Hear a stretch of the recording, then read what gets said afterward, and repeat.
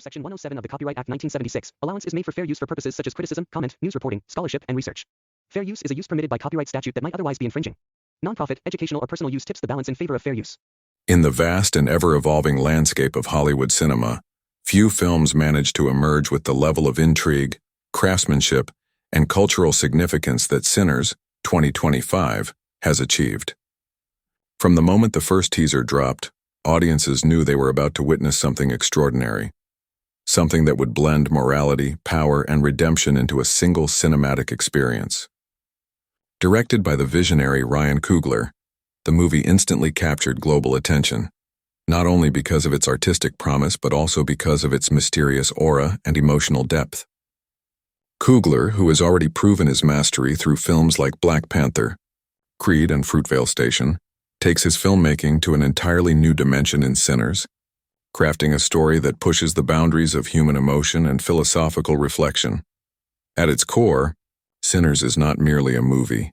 It is a mirror reflecting the flaws and complexities of human nature.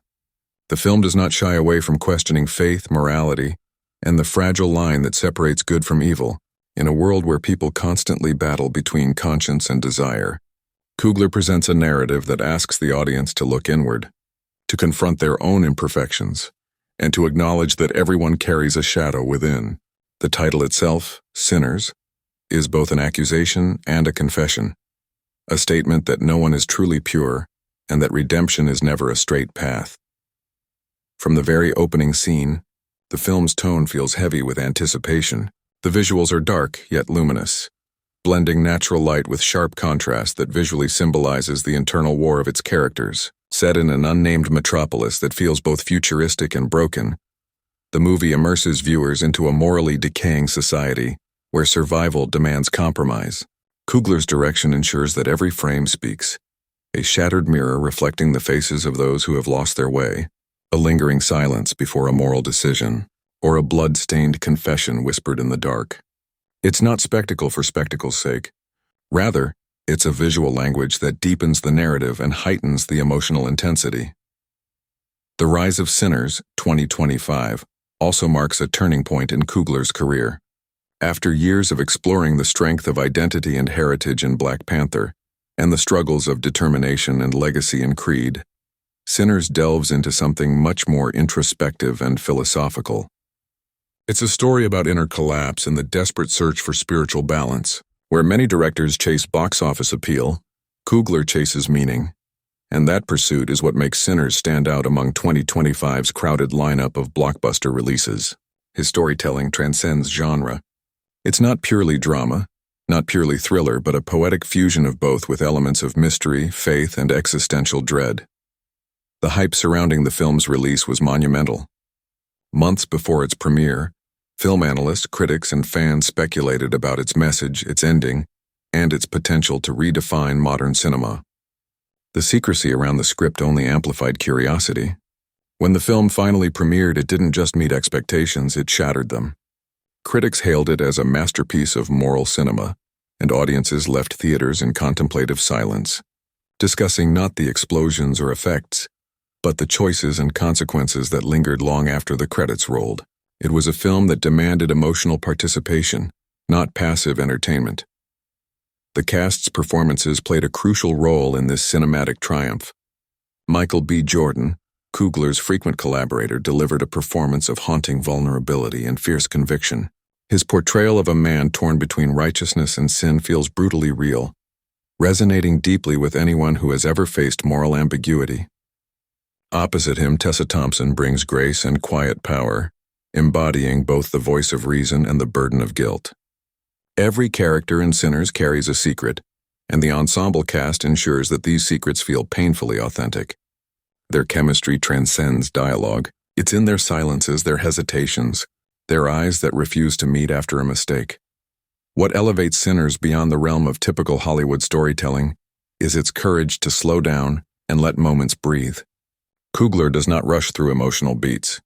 He allows the audience to sit in discomfort to feel the weight of each decision. This pacing, often reminiscent of classic cinema, contrasts sharply with the hyper-edited, fast-cut style dominating many modern films. The result is a movie that feels timeless yet urgent, philosophical yet deeply human. It is cinema as meditation, a rare achievement in an industry obsessed with instant gratification. Visually, the film is a masterclass. Shot on 65mm film, Sinners achieves a visual grandeur that digital cameras often fail to replicate.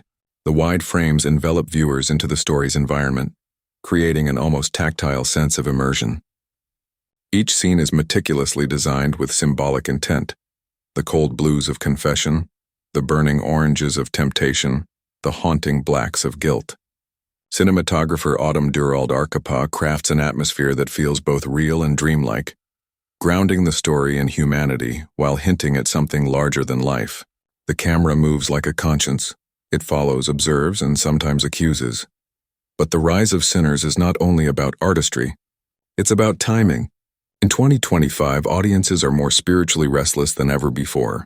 The world is saturated with noise, information overload, digital chaos, and political division. People crave meaning, truth, and emotional honesty. Sinners taps directly into that collective hunger. It doesn't offer easy answers but dares to ask difficult questions. What defines a good person? Can a sinner ever truly be redeemed? Is guilt a punishment or a path to awakening? These questions resonate universally, regardless of culture, religion, or belief system. In a sense, Sinners is less about specific characters and more about the condition of humanity itself. The movie's rise also owes much to its powerful marketing campaign. Instead of flashy trailers filled with spoilers, the promotional material relied on mystery and philosophy. Taglines like "Every saint has a past, every sinner has a future" echoed across posters and social media, igniting curiosity. Coogler himself appeared in very few interviews, preferring to let the film speak for itself, a move that only deepened its mythic aura. When early screenings began, reactions spread rapidly online, with viewers describing it as a spiritual experience disguised as a thriller. Word of mouth became its greatest weapon, propelling Sinners to both critical acclaim and box office success. The Rise of Sinners is also a triumph of representation and creative integrity. Coogler has always championed diversity, not as a marketing strategy but as an authentic reflection of reality. The film's cast and crew represent a global range of voices and perspectives, creating a narrative that feels inclusive without being forced. In an era when Hollywood often struggles to balance social messaging with storytelling, Sinners achieves harmony. Its diversity is organic, rooted in the story's very soul. Every character, regardless of background, faces the same universal dilemma: how to live with the sins we cannot erase. What truly cements Sinners as a cinematic milestone is its emotional afterlife. Many films fade after the closing credits, but this one lingers. Audiences found themselves replaying scenes in their minds, analyzing dialogues, and revisiting moral questions days after watching. Online forums filled with discussions about symbolism, alternate interpretations, and the meaning of specific visual metaphors. Teachers and critics compared it to works of Terrence Malick and Christopher Nolan for its philosophical tone and layered storytelling. Yet Coogler's voice remains distinct, empathetic, raw, and deeply grounded in the human experience. From a production standpoint, the journey to bring Sinners to life was anything but simple. The filming process reportedly took over 120 days, with multiple locations ranging from remote deserts to densely urban environments. The crew faced harsh weather conditions and complex practical effects sequences, but the end result justified every challenge. The film's commitment to practical effects rather than heavy CGI gives it a tactile realism that enhances immersion. You can feel the dust, the sweat, the tears. It's cinema that breathes. One of the most striking aspects of Sinners is how it refuses to assign simple morality. There are no clear heroes or villains, only people caught in moral storms. Every character believes they're doing what's right, and that grayness is what makes the film emotionally truthful. The audience becomes a participant in judgment, forced to decide who deserves forgiveness and who does not. It's an unsettling experience, but one that reveals how art can challenge our comfort zones. By the time the credits roll, Sinners 2025 has done something remarkable.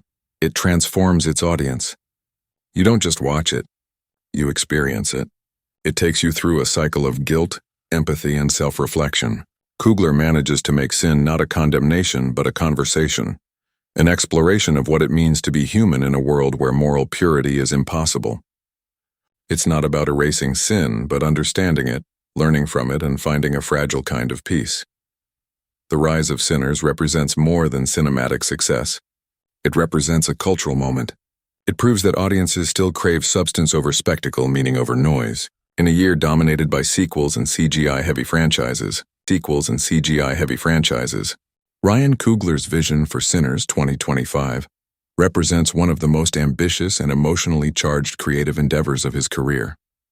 Known for his ability to blend raw realism with powerful thematic storytelling, Coogler steps into uncharted territory with this film, not just as a director, but as a philosopher of cinema. Every shot, every pause, every silence in Sinners is a reflection of his evolving understanding of what it means to tell stories about humanity, faith, and moral decay. His vision doesn't seek to entertain in the traditional sense. Instead, it seeks to awaken, provoke, and challenge. With Sinners, Coogler abandons formulaic filmmaking and creates something that feels deeply personal and universally relatable at the same time. From the earliest stages of development, Coogler envisioned Sinners as a film that would strip away the illusion of perfection so often glorified in Hollywood storytelling. He wanted to expose the cracks in human behavior, the small betrayals, the quiet guilt, the moral compromises that shape who we are. His idea was to create a cinematic confession booth where both characters and viewers confront their inner demons. To achieve this, he approached the film as a spiritual journey disguised as a psychological thriller. Instead of relying on external conflict like violence or spectacle, Coogler built the movie around internal battles, the invisible wars that rage inside the human soul. This approach is what gives Sinners its unique texture. It feels intimate, yet it speaks to something vast and universal. In interviews, Coogler has described his filmmaking philosophy as human truth through visual rhythm. That phrase perfectly encapsulates his directorial style in Sinners. Every scene unfolds with deliberate pacing. There is rhythm even in silence. He uses long takes, natural lighting, and subtle camera movement to make the viewer feel like a quiet observer, almost as if you're intruding on something sacred and fragile. The film's use of space is another crucial part of his vision. Instead of massive, over-designed sets, Coogler chose minimalistic environments, crumbling buildings, dimly lit rooms, empty streets that reflect the character's emotional desolation. These spaces aren't just backgrounds, they are extensions of the characters' minds. In Coogler's world, architecture becomes psychology, and cinematography becomes conscience. At the heart of his vision is the belief that cinema can be both art and therapy. Coogler has always been fascinated by the intersection of storytelling and healing. In Sinners, he channels that fascination into a narrative that forces characters and audiences alike to confront uncomfortable truths. The film's protagonists are not heroes. They are wounded souls seeking redemption in a world that has forgotten how to forgive. Coogler's genius lies in his refusal to judge them. He presents their sins without moral commentary, allowing viewers to draw their own conclusions. This neutrality creates an emotional honesty rarely seen in mainstream cinema. It invites empathy rather than condemnation. Coogler's collaboration with Michael B. Jordan plays a pivotal role in bringing his vision to life. The two share a creative chemistry built on mutual trust and artistic daring. Having worked together on Fruitvale Station, Creed, and Black Panther, they understand each other's instincts deeply. For Sinners, Coogler pushed Jordan further than ever before, asking him to abandon the charisma and confidence that defined many of his previous roles. He wanted vulnerability and the kind that shakes the soul. The result is one of Jordan's most haunting performances. A portrayal of guilt and redemption so authentic, it almost feels autobiographical. Coogler's direction draws out that raw humanity, reminding the audience that behind every sinner lies a story of pain, loss, and longing. From a technical standpoint, Coogler's vision for Sinners was to capture reality with poetic precision. He chose to shoot the film on 65mm film, not out of nostalgia but because of its ability to reveal detail and emotion in ways digital formats can't. He wanted the imperfections, the flicker of light, the grain of the image, to reflect the imperfections of human nature. Working closely with cinematographer Autumn Durald Arkapaw, Coogler built a visual palette that transitions between shadows and radiance, guilt and grace. They employed natural light whenever possible, often shooting during the golden hours of dawn and dusk to symbolize the fragile border between darkness and light. In many scenes, light doesn't just illuminate and it interrogates. It falls harshly on faces, exposing not just expressions but inner turmoil. The editing rhythm of Sinners also aligns with Coogler's visionary approach. Instead of traditional cuts that propel the story forward, he favors dissolves and slow transitions that mimic the passage of thought. Time in Sinners feels elastic. Moments linger, dissolve, and echo long after they pass. This style reflects the way guilt and memory work in real life. They don't vanish abruptly. They fade, they return, they haunt. The film's pacing may feel meditative, but it's carefully designed to allow introspection. Every pause, every glance, and every silence is an invitation for the viewer to reflect. Another defining aspect of Coogler's vision is his exploration of moral duality. He has always been fascinated by the question, what makes a person good or evil? In Sinners, he rejects the simplistic binary of morality and instead paints in shades of gray. His characters commit terrible acts, but their motives are rooted in pain, love, or survival. Through them, Coogler argues that sin is not a deviation from humanity but an inherent part of it. This philosophical stance gives the film its emotional and intellectual power. The audience is never told who to root for. Instead, they are asked to understand. That understanding, uncomfortable, raw, and compassionate, is the essence of Coogler's artistic vision. The sound design and score of Sinners further deepen his conceptual framework. Coogler worked with composer Ludwig Göransson to craft a soundscape that feels like the pulse of conscience itself. The music isn't loud or intrusive. It breathes with the film. Subtle strings, distant choirs, and low frequencies evoke feelings of isolation and transcendence. In several key scenes, the absence of music becomes the loudest sound. Silence becomes a character. Coogler uses that silence masterfully, letting tension and emotion speak without the need for dialogue. This restraint reflects his maturity as a filmmaker who trusts the intelligence of his audience. Beyond the aesthetics, Coogler's vision also carries a strong cultural and spiritual resonance. Growing up in Oakland, California, he has always been deeply connected to stories of struggle, resilience, and redemption. Sinners channels that upbringing into a universal narrative. The film's themes of guilt and forgiveness transcend religion, but carry echoes of spiritual philosophy, from Christian confessions to Buddhist karmic cycles. Coogler isn't preaching a particular faith. He's exploring the shared spiritual longing that exists in every human being. His approach turns cinema into a sacred space, a place where viewers can confront themselves without judgment. In developing Sinners, Coogler reportedly spent months researching moral philosophy, theology, and psychology.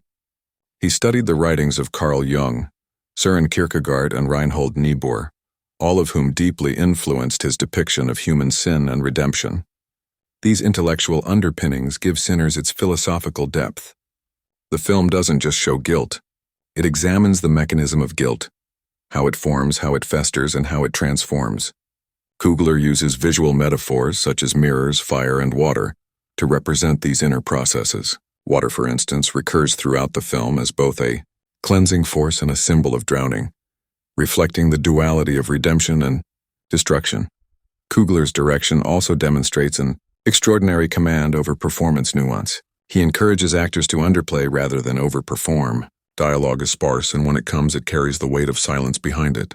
His ability to draw emotion from stillness and from a lingering glance, a trembling hand, a breath held too long, is unparalleled. This restraint amplifies the film's emotional intensity. Rather than telling the audience how to feel, Coogler allows them to discover their feelings through observation. It's a quiet, introspective style of storytelling that rewards patience and reflection.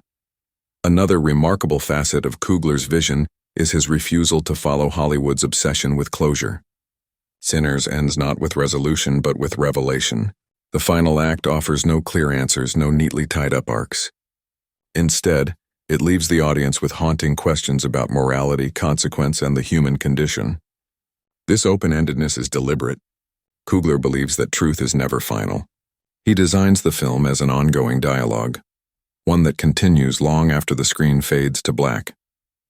That lingering uncertainty is what makes Sinners unforgettable. On a deeper level, Coogler's vision reflects his personal artistic evolution. In his earlier works, his stories revolved around external conflict, physical challenges, social struggle, cultural identity. In Sinners, he internalizes that conflict, turning it inward. The real battleground is the soul, This shift marks his maturity as a storyteller, moving from the external to the existential. It's a risk few directors are brave enough to take, especially in a commercial landscape dominated by franchises and spectacle. But Coogler's courage to prioritize introspection over entertainment is what makes him one of the defining filmmakers of his generation. At the heart of Sinners 2025 lies a story that transcends simple narrative structure and ventures deep into the moral labyrinth of the human soul. The film's storyline is as much an emotional odyssey as it is a psychological thriller, a journey that forces its characters to confront their sins, their faith, and their fractured humanity. Coogler has built the story as a layered exploration of guilt and redemption, weaving together multiple timelines and intersecting fates to form a cinematic tapestry that feels both intimate and epic. Every scene in Sinners serves a purpose: to peel back another layer of deceit, truth, and inner struggle, revealing that salvation and damnation often share the same heartbeat. The film opens with a hauntingly quiet sequence: a man kneeling in the middle of a desolate church, his trembling hands covered in blood. This image immediately sets the tone for what's to come, a film not about spectacle but about spiritual crisis. This man, played by Michael B. Jordan, becomes the central figure of the story. His name is Isaiah Cross, a former soldier turned investigator, carrying the heavy burden of a past that refuses to die. Once hailed as a hero, Isaiah is now a man haunted by his own actions, a soldier whose sense of justice has been tainted by guilt. When he returns to his hometown after years away, he discovers that the corruption he once fought abroad has taken root in his own community. His mission begins as an investigation, but it slowly transforms into a confession, a reckoning with his own moral decay. The plot unfolds in a city that feels timeless and allegorical. It's a place where morality has eroded, and people have learned to survive by bending the truth. The city itself becomes a character, a living embodiment of sin and consequence. Coogler and his team designed it to feel familiar yet unsettling. Narrow alleyways drenched in rain, neon-lit cathedrals where prayers echo without answers, and decaying buildings that seem to whisper secrets. Through this environment, the audience senses that the external decay mirrors the internal corruption of those who inhabit it. As Isaiah begins his investigation into a series of mysterious disappearances tied to a religious organization called the Covenant of Light, he is drawn into a web of deceit that challenges his very understanding of good and evil. The Covenant claims to offer salvation to the lost, but its practices are steeped in secrecy and manipulation. Their leader, Elias Ward, played by Mahershala Ali, is a charismatic preacher who promises redemption to sinners, but at a cost. His sermons speak of forgiveness, yet his methods reek of control. As Isaiah digs deeper, he realizes that Elias is not just a man of faith, but a man driven by obsession, willing to play God in a city desperate for hope. Isaiah's journey is paralleled by that of Grace Monroe, Tessa Thompson, a journalist who has been investigating the Covenant for years. Grace is the conscience of the film, a woman torn between exposing the truth and protecting those she loves. Her relationship with Isaiah is layered with history, guilt, and unresolved emotion. They share a past tragedy that binds them together and drives much of the film's emotional tension.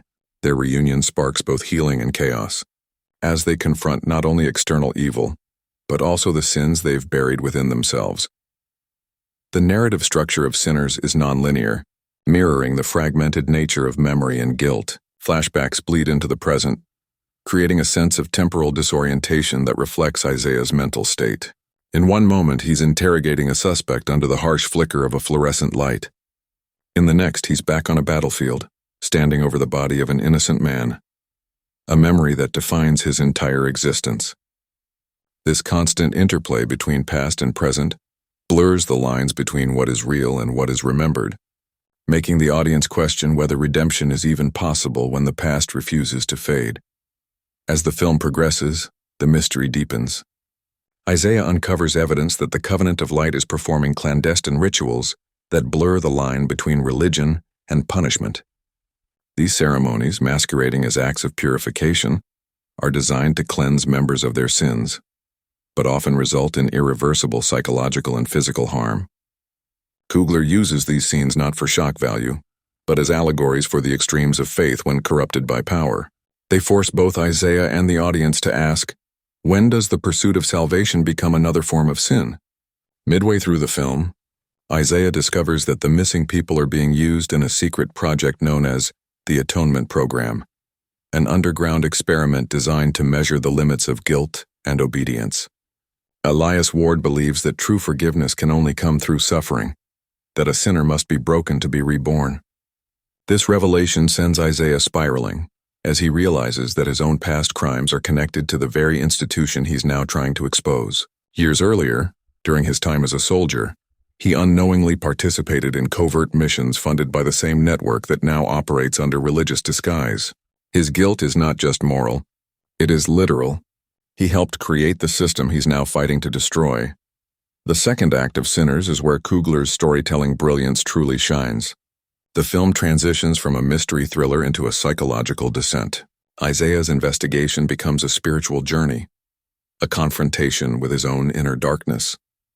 Dreams and hallucinations intertwine with reality, creating a surreal atmosphere where the boundaries between truth and illusion collapse. In one particularly powerful sequence, Isaiah walks through an endless hallway lined with mirrors, each reflection showing a different version of himself: soldier, sinner, savior, victim. He smashes the mirrors one by one, only to find his reflection staring back unbroken. It's a visual metaphor for his internal struggle, the impossibility of escaping one's own sins. Meanwhile, Grace continues her investigation, uncovering files that expose the church's manipulation of vulnerable people, addicts, ex-convicts, and the desperate, under the guise of salvation. Her moral clarity contrasts Isaiah's torment, yet she too carries guilt for a past mistake, a story she once published that ruined an innocent life. Her redemption lies not in uncovering the truth, but in learning to forgive herself. Coogler interlaces their arcs masterfully, creating a dual narrative of redemption that converges in the film's final act. The climax of Sinners arrives in the catacombs beneath, the Covenant's cathedral, a breathtaking set piece illuminated by candlelight and shadow. Here, Isaiah confronts Elias in a philosophical and emotional showdown that defines the entire film. Elias defends his actions as divine necessity, claiming that humanity cannot change without suffering. Isaiah counters with a revelation: suffering doesn't make us pure, it makes us human. The confrontation erupts into violence, but even amidst chaos, Coogler resists turning it into spectacle. Instead, he focuses on faces, on trembling hands, on the pain of choices made and unmade. The final moments of the film are deliberately ambiguous. After a devastating sequence where Isaiah sacrifices himself to save the captives, the screen fades to white instead of black, symbolizing rebirth rather than death. In the film's last shot, Grace stands in the ruins of the cathedral, holding Isaiah's blood-stained cross. Her voiceover delivers the final line: "We are all sinners, but it's not the sin that defines us. It's what we do after." The screen lingers on her expression, a blend of grief, forgiveness, and faint hope. It's a quiet yet monumental ending, one that leaves audiences in stunned reflection rather than applause. What makes the storyline of Sinners so powerful is its refusal to follow a typical redemption arc. There's no moment of absolute victory or forgiveness, only acknowledgement. Coogler understands that redemption in real life isn't clean or complete. People don't emerge from their darkness unscarred. They learn to live with their shadows. That's what makes Isaiah's journey so compelling. His redemption doesn't come from being forgiven by others, but from forgiving himself. The film's emotional resonance lies in that realization, that even in our darkest sins, the possibility of light still flickers. Coogler constructs Sinners not as a linear story, but as a moral mosaic. Every subplot, every character interaction contributes to a larger exploration of what it means to be human. The story of Isaiah and Grace may anchor the narrative, but around them orbit countless smaller stories: a homeless veteran seeking confession, a corrupt priest losing his faith, a child praying for a father who will never return. Each vignette deepens the thematic complexity, turning the film into a chorus of broken souls singing the same tragic hymn. The brilliance of Sinners, 2025, lies in how it balances darkness with compassion. While its world is filled with betrayal and despair, Coogler never allows cynicism to dominate. Beneath every act of cruelty lies the faint pulse of love and the yearning for redemption. Even Elias, the antagonist, is portrayed not as a monster, but as a man twisted by his belief that he can save others through control. His downfall isn't his ambition, it's his inability to accept imperfection. In contrast, Isaiah's salvation comes when he finally does. By the film's end, Sinners transforms from a story about punishment into a meditation on grace. It reminds viewers that sin is universal, not a mark of evil, but a reminder of our shared humanity. The film's storyline, while steeped in tragedy, ultimately delivers a message of profound hope. At the emotional core of Sinners, 2025, lies a collection of characters so vividly written and performed that they transcend the screen and live within the viewer long after the credits roll. Each of them embodies a different aspect of the film's exploration of guilt, faith, and redemption. Their stories are not separate but intertwined, bound by shared trauma, buried secrets, and the universal yearning for forgiveness. Director Ryan Coogler has sculpted a character-driven masterpiece where every individual, whether protagonist or antagonist, contributes to the larger spiritual mosaic of sin and salvation. The film's central character, Isaiah Cross, portrayed by Michael B. Jordan, stands as the beating heart of Sinners. A former soldier turned investigator, Isaiah represents the archetype of the fallen hero, a man whose courage once saved lives but whose conscience is now corroded by guilt.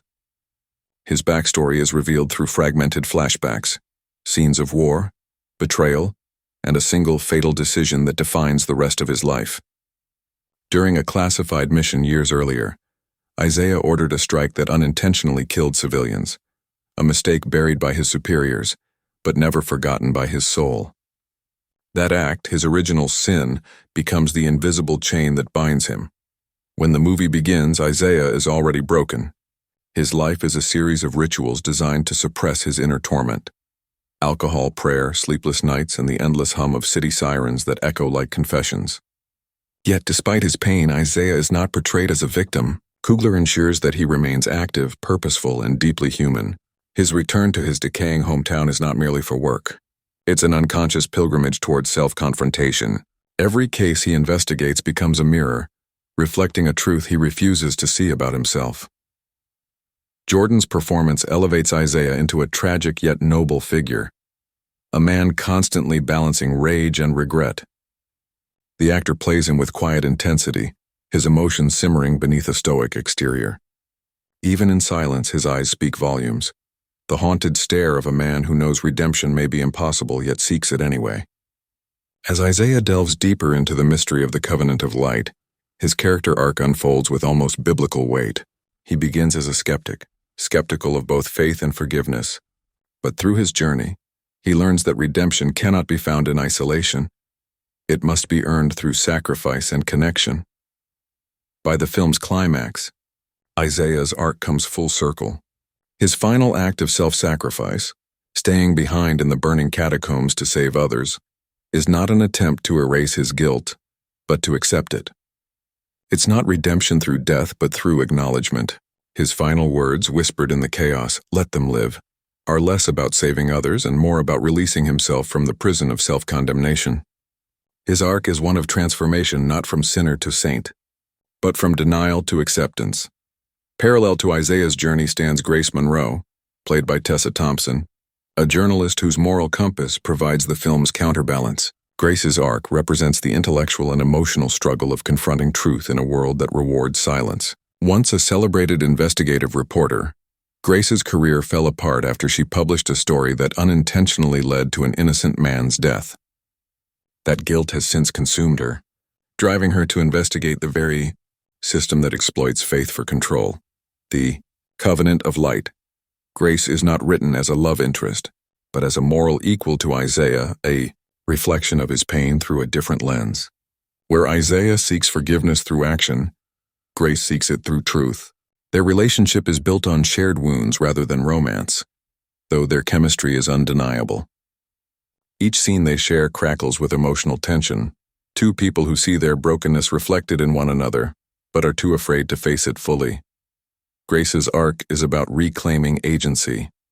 In the beginning, she hides behind her work, using journalism as a shield against her guilt. As the story progresses, she learns that uncovering the truth is not enough. One must also take responsibility for what that truth does to others. In the film's second act, when she uncovers the evidence of the atonement program, Grace faces the moral dilemma of exposing it to the public or protecting the victim still inside.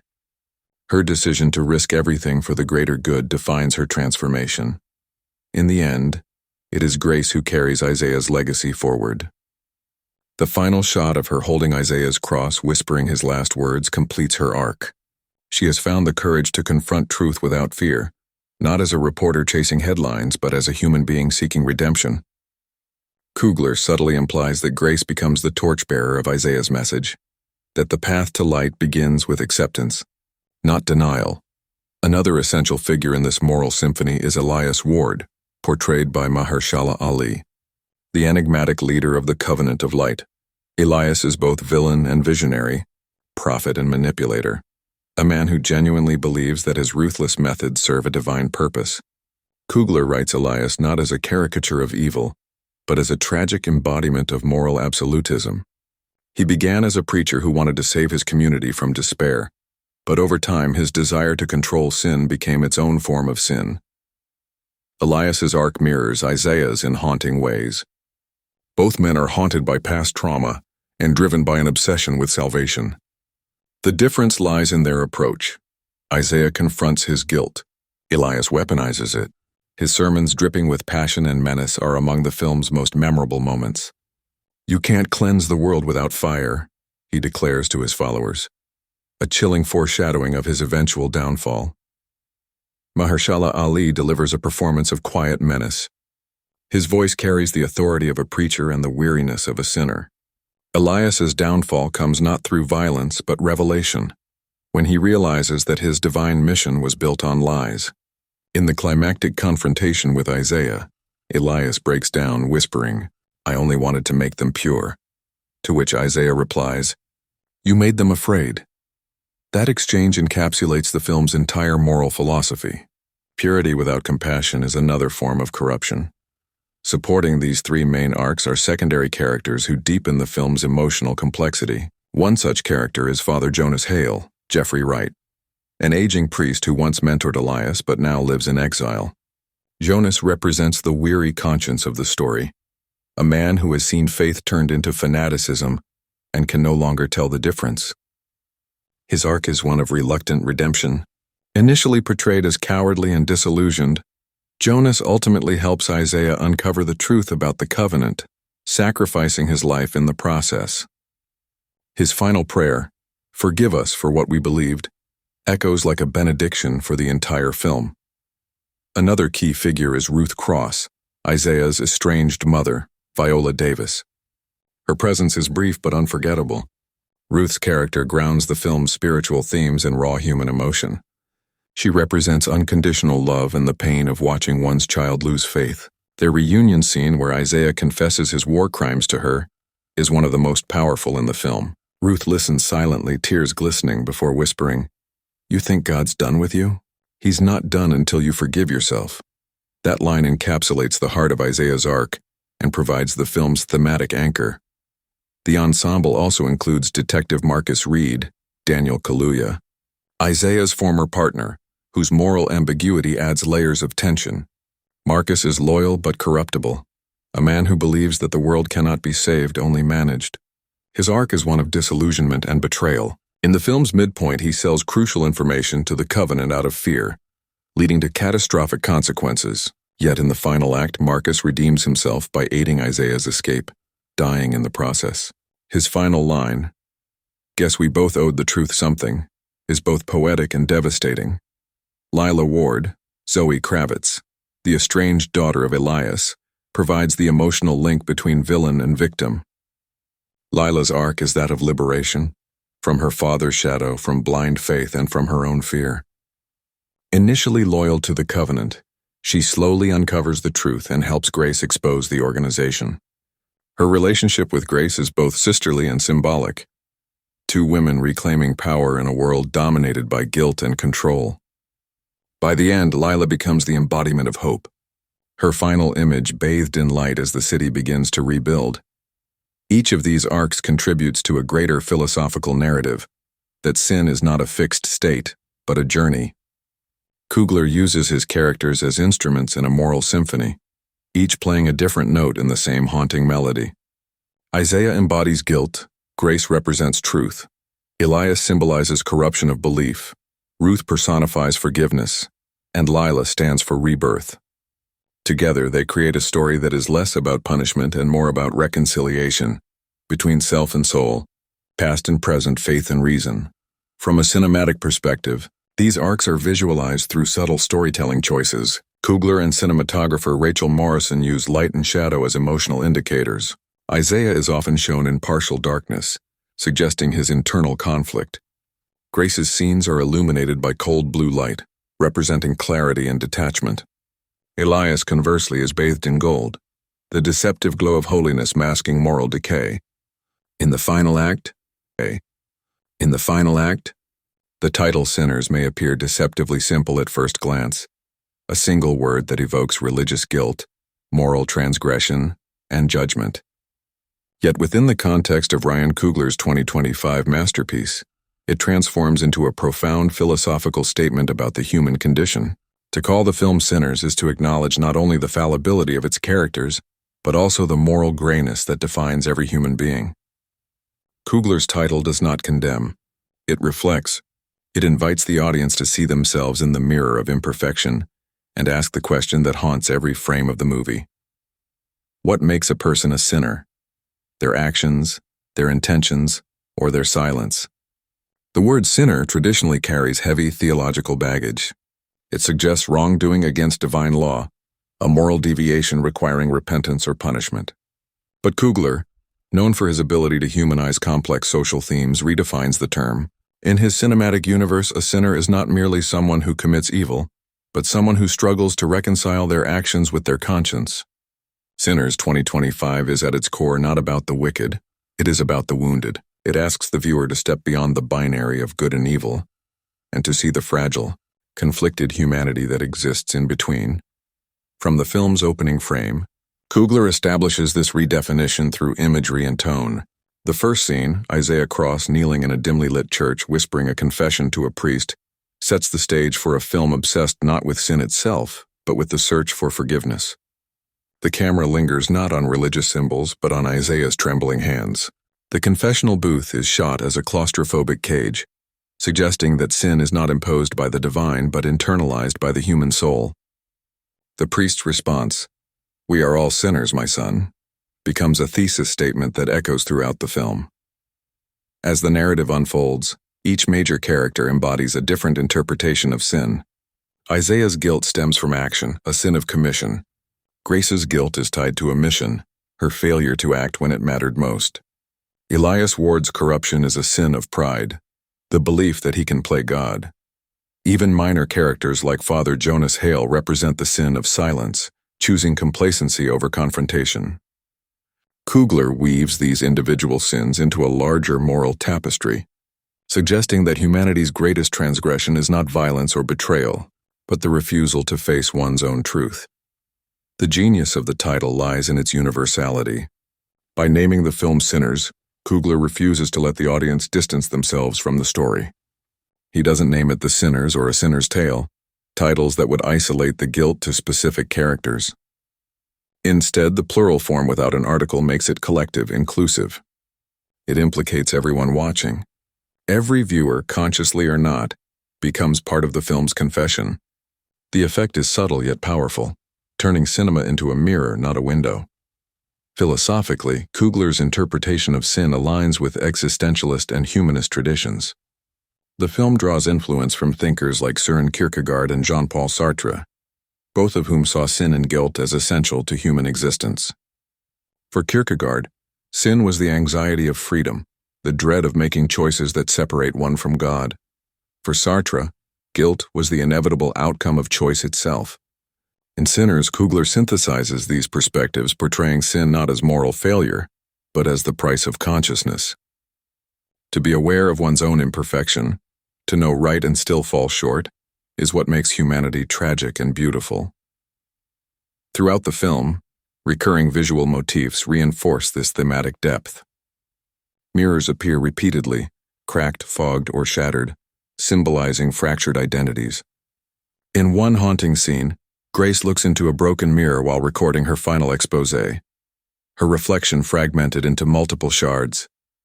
The camera slowly zooms in until her eye fills the frame, representing the painful act of self-recognition. Similarly, in Isaiah's flashbacks, water imagery dominates: rivers, rain, baptismal fonts, all evoking the desire for cleansing that never truly comes.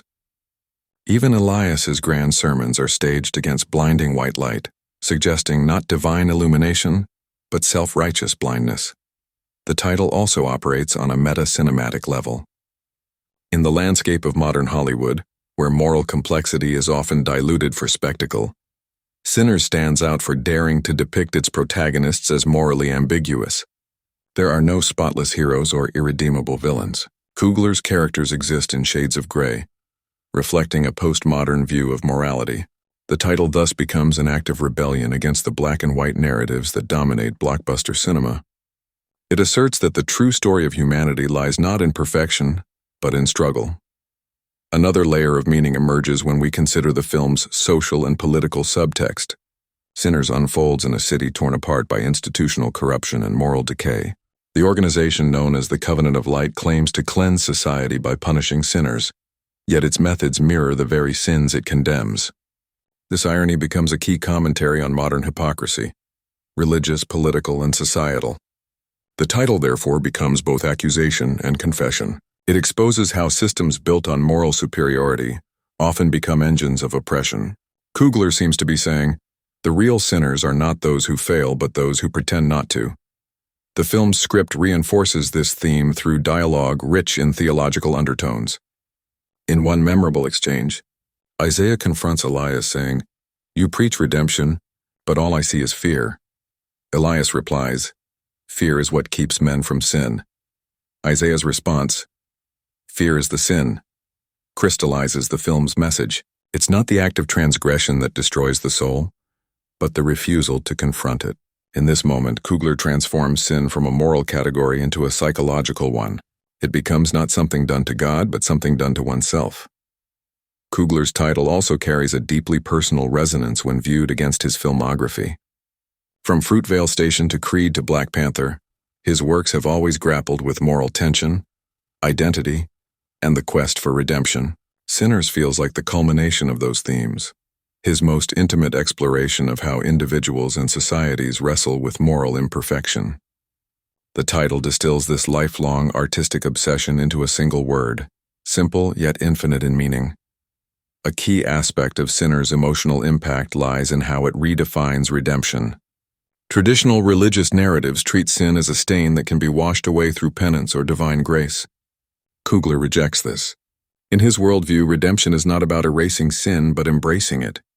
As Grace says in the film's closing monologue, "Maybe the point isn't to stop sinning, but to stop hiding." That line reframes the entire story, and the title, as a call for authenticity. To be human is to sin.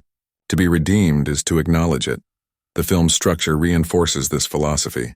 It unfolds like a modern-day parable in 3 acts: fall, confession, and atonement. Each act corresponds to a different stage of moral awakening. In the first, characters commit their sins, whether through action, inaction, or deception. In the second, they face the consequences. And in the third, they seek not forgiveness from others but acceptance within themselves. The cyclical nature of the story, ending where it began in the same church, mirrors the human tendency to repeat mistakes, learn, and fall again. Sin, Coogler suggests, is not a problem to be solved, but a rhythm to be understood. From a cinematic standpoint, the title's meaning is enhanced through sound and silence. Composer Ludwig Göransson's score incorporates faint whispers and heartbeat-like percussion, creating an atmosphere of constant moral tension. In several key scenes, dialogue fades into silence just before a crucial revelation, a technique Coogler uses to make the audience feel the weight of introspection. The silence becomes confessional, forcing viewers to fill it with their own thoughts. In that sense, the audience becomes part of the film's moral experiment. The title Sinners also resonates with contemporary social realities. In an era of digital judgment, where cancel culture and moral outrage dominate public discourse.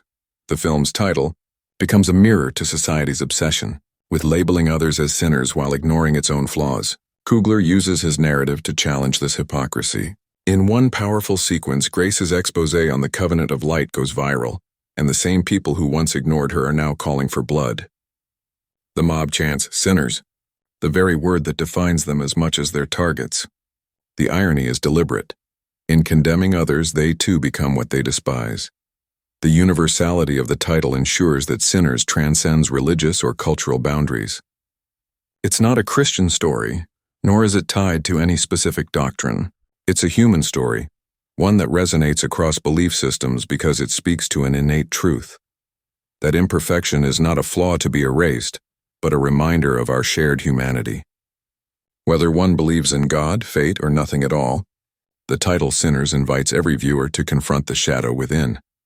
The emotional crescendo of the film, Isaiah's final act of self-sacrifice, gives the title its ultimate meaning. When he whispers, "Let them live," he is not absolving others of their sins. He is accepting his own. The word sinner in that moment becomes synonymous with human. It transforms from a label of shame to one of solidarity. Coogler's message is radical yet deeply compassionate.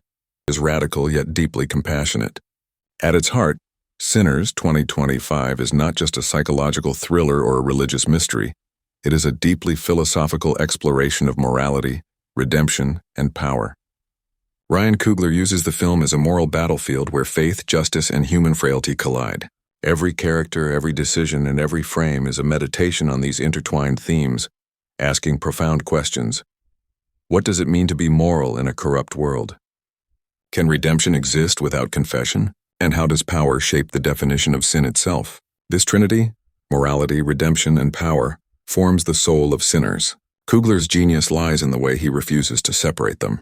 In his world, morality cannot exist without the temptation of power, and redemption is meaningless without the acknowledgement of moral failure. The film doesn't offer sermons or simple truths. Instead, it drags its audience into the gray zone between virtue and vice, where every moral choice comes with a cost. Morality, the fragile compass. The first major theme that drives Sinners is the fragility of morality. Coogler challenges the traditional idea of morality as a fixed universal standard. Instead, he portrays it as something unstable, shaped by experience, trauma, and social structures. Through Isaiah Cross and Grace Monroe, he presents two opposing moral philosophies, one rooted in guilt and penance, and the other in truth and accountability. For Isaiah, morality is personal. It's a voice inside his head that won't let him rest. His entire journey is driven by a desperate attempt to reconcile his past actions with his present conscience. When he prays, "God, I did what I thought was right," the silence that follows becomes a metaphor for the absence of absolute moral answers. Coogler uses this silence as a recurring motif, a reminder that morality often exists in the spaces where certainty fails. Grace, on the other hand, represents societal morality, the ethics of truth-telling, justice, and responsibility. Yet even she falters when faced with the consequences of her actions. Her decision to publish a story that leads to tragedy forces her to question whether truth is inherently moral if it causes harm. This moral tension defines her arc. She must learn that morality isn't about being right, but about doing what's right despite the cost. Elias Ward, the antagonist, embodies the corruption of moral certainty. His belief that he can purify the world of sinners turns him into the very thing he despises. In one chilling sermon, he declares, "To cleanse the soul, one must burn the flesh." This line encapsulates the danger of moral absolutism, the conviction that one's righteousness justifies any atrocity. Through Elias, Coogler critiques how organized systems, religious, political, or ideological, manipulate morality to maintain control. In Sinners, morality is not a set of rules but a battlefield of intentions. The film insists that being moral is not about perfection, but about the willingness to confront imperfection. The characters' moral struggles mirror the audience's own, forcing us to ask whether our sense of right and wrong is shaped by empathy or ego. Redemption. The search for light, if morality is the compass, redemption is the destination, though in Sinners, that destination is neither simple nor guaranteed. Kugler's approach to redemption is profoundly humanist. He strips it of religious dogma and redefines it as self-awareness, acceptance, and sacrifice. The film's emotional power comes from showing that redemption is not something bestowed by a higher power, but something earned through honesty and courage. Isaiah's arc is the most explicit embodiment of this. His journey from guilt to acceptance reflects the film's central thesis. Redemption begins not when one is forgiven, but when one stops running. In one of the film's most powerful scenes, Isaiah revisits the site of his war crime, a bombed-out village now overtaken by silence and decay. The sequence is wordless. All we hear is his breathing and the distant echo of children's laughter. Kugler uses this moment to illustrate the weight of unhealed memory. When Isaiah kneels and presses his hand to the ground, whispering, "I remember," it's not a plea for absolution. It's an act of acknowledgement. That, the film suggests, is the first step toward redemption. Grace's redemption is tied to truth. Throughout the story, she struggles to separate her duty as a journalist from her guilt as a human being. Her decision to expose the covenant of light comes with the knowledge that doing so will endanger lives, including her own. Yet she chooses transparency over silence, illustrating Kugler's belief that truth itself can be redemptive, even when it hurts. Her line, "Maybe the truth doesn't heal, maybe it cleanses," captures the film's paradoxical view of redemption as both painful and necessary. Even Elias, the villain, is not denied a redemptive dimension. In his final moments after the collapse of his empire, he confesses to Isaiah, "I thought I was saving them." Isaiah's quiet reply, "You were saving yourself," cuts through the delusion, allowing Elias a flicker of clarity before his death. Kugler does not absolve him, but he grants him humanity. That brief moment of recognition, the acceptance of guilt, becomes Elias's only redemption. Redemption in Sinners is not portrayed as triumph, but transformation. It's not about escaping sin, but learning to carry it. The final act of Isaiah staying behind to save others is a symbolic act of rebirth. He doesn't seek forgiveness. He becomes it. His self-sacrifice is not an erasure of his past, but a reconciliation with it. The flames that engulf him at the end are not punishment. They're purification, visually echoing the film's opening line. No one is clean, only cleansed. Power, the root of corruption. If morality and redemption are the film's emotional pillars, power is its dark engine. Kugler portrays power not simply as dominance, but as the ability to define morality for others. In Sinners, those who claim to speak for God are the most morally compromised. The covenant of light's religious empire operates on fear, manipulation, and psychological control, mirroring real-world institutions that weaponize faith to suppress. Dissent Elias Ward's transformation from preacher to Messiah figure demonstrates how power can corrupt even the most well-intentioned leaders. His sermons begin as calls for community healing but evolve into declarations of divine judgment. Kugler captures this shift visually. The once humble church becomes a lavish cathedral, bathed in artificial light, filled with faceless followers chanting his words. The irony is stark. The light Elias preaches has blinded everyone to truth. The film also explores the relationship between power and guilt. Those who possess power, whether institutional or personal, use morality as a tool of control. In one scene, Elias tells his followers, "Sin is not what you do, it's what I say it is." That line encapsulates the central critique of Sinners. When power dictates morality, humanity loses its conscience. Grace's exposé on the covenant flips this dynamic. Her act of truth-telling becomes an act of rebellion against the monopoly of moral authority. By exposing the church's crimes, she reclaims the power of narrative. Kugler uses the visual metaphor of light again. In her final report, Grace speaks into a single spotlight, her face half-shadowed, symbolizing both fear and courage. The power she holds is not domination, but revelation. Isaiah's relationship with power is internal.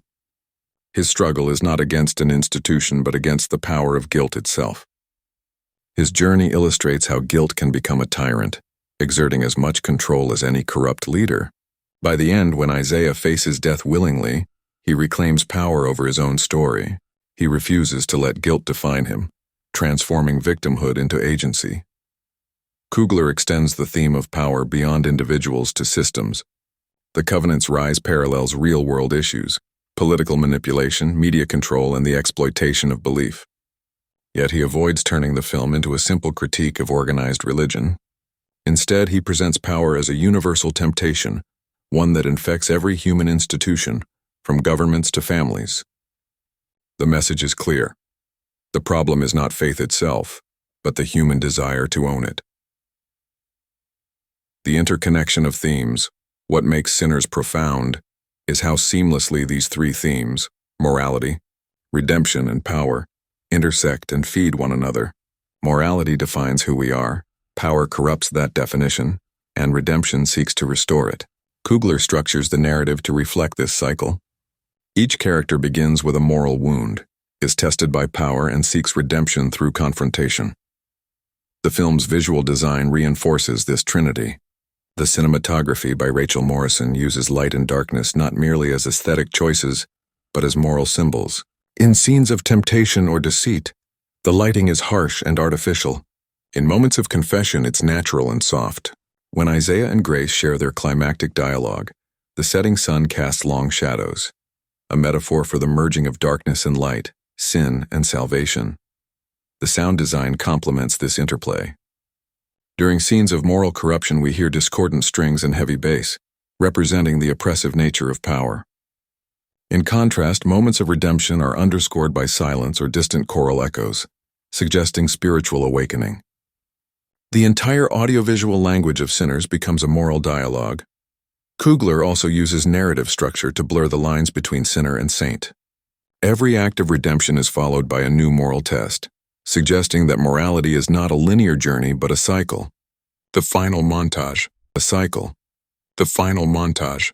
From its opening frame, Sinners 2025 declares itself as a visual sermon, a film where the camera is not just an observer, but a witness to the soul. Ryan Coogler's cinematic style in this masterpiece transcends conventional filmmaking. It's not about beauty for beauty's sake. It's about emotional truth. Every color, every shaft of light, every shadow across a trembling face tells part of the story. The film's visuals become a moral landscape, a mirror reflecting the inner turmoil of its characters and the world they inhabit.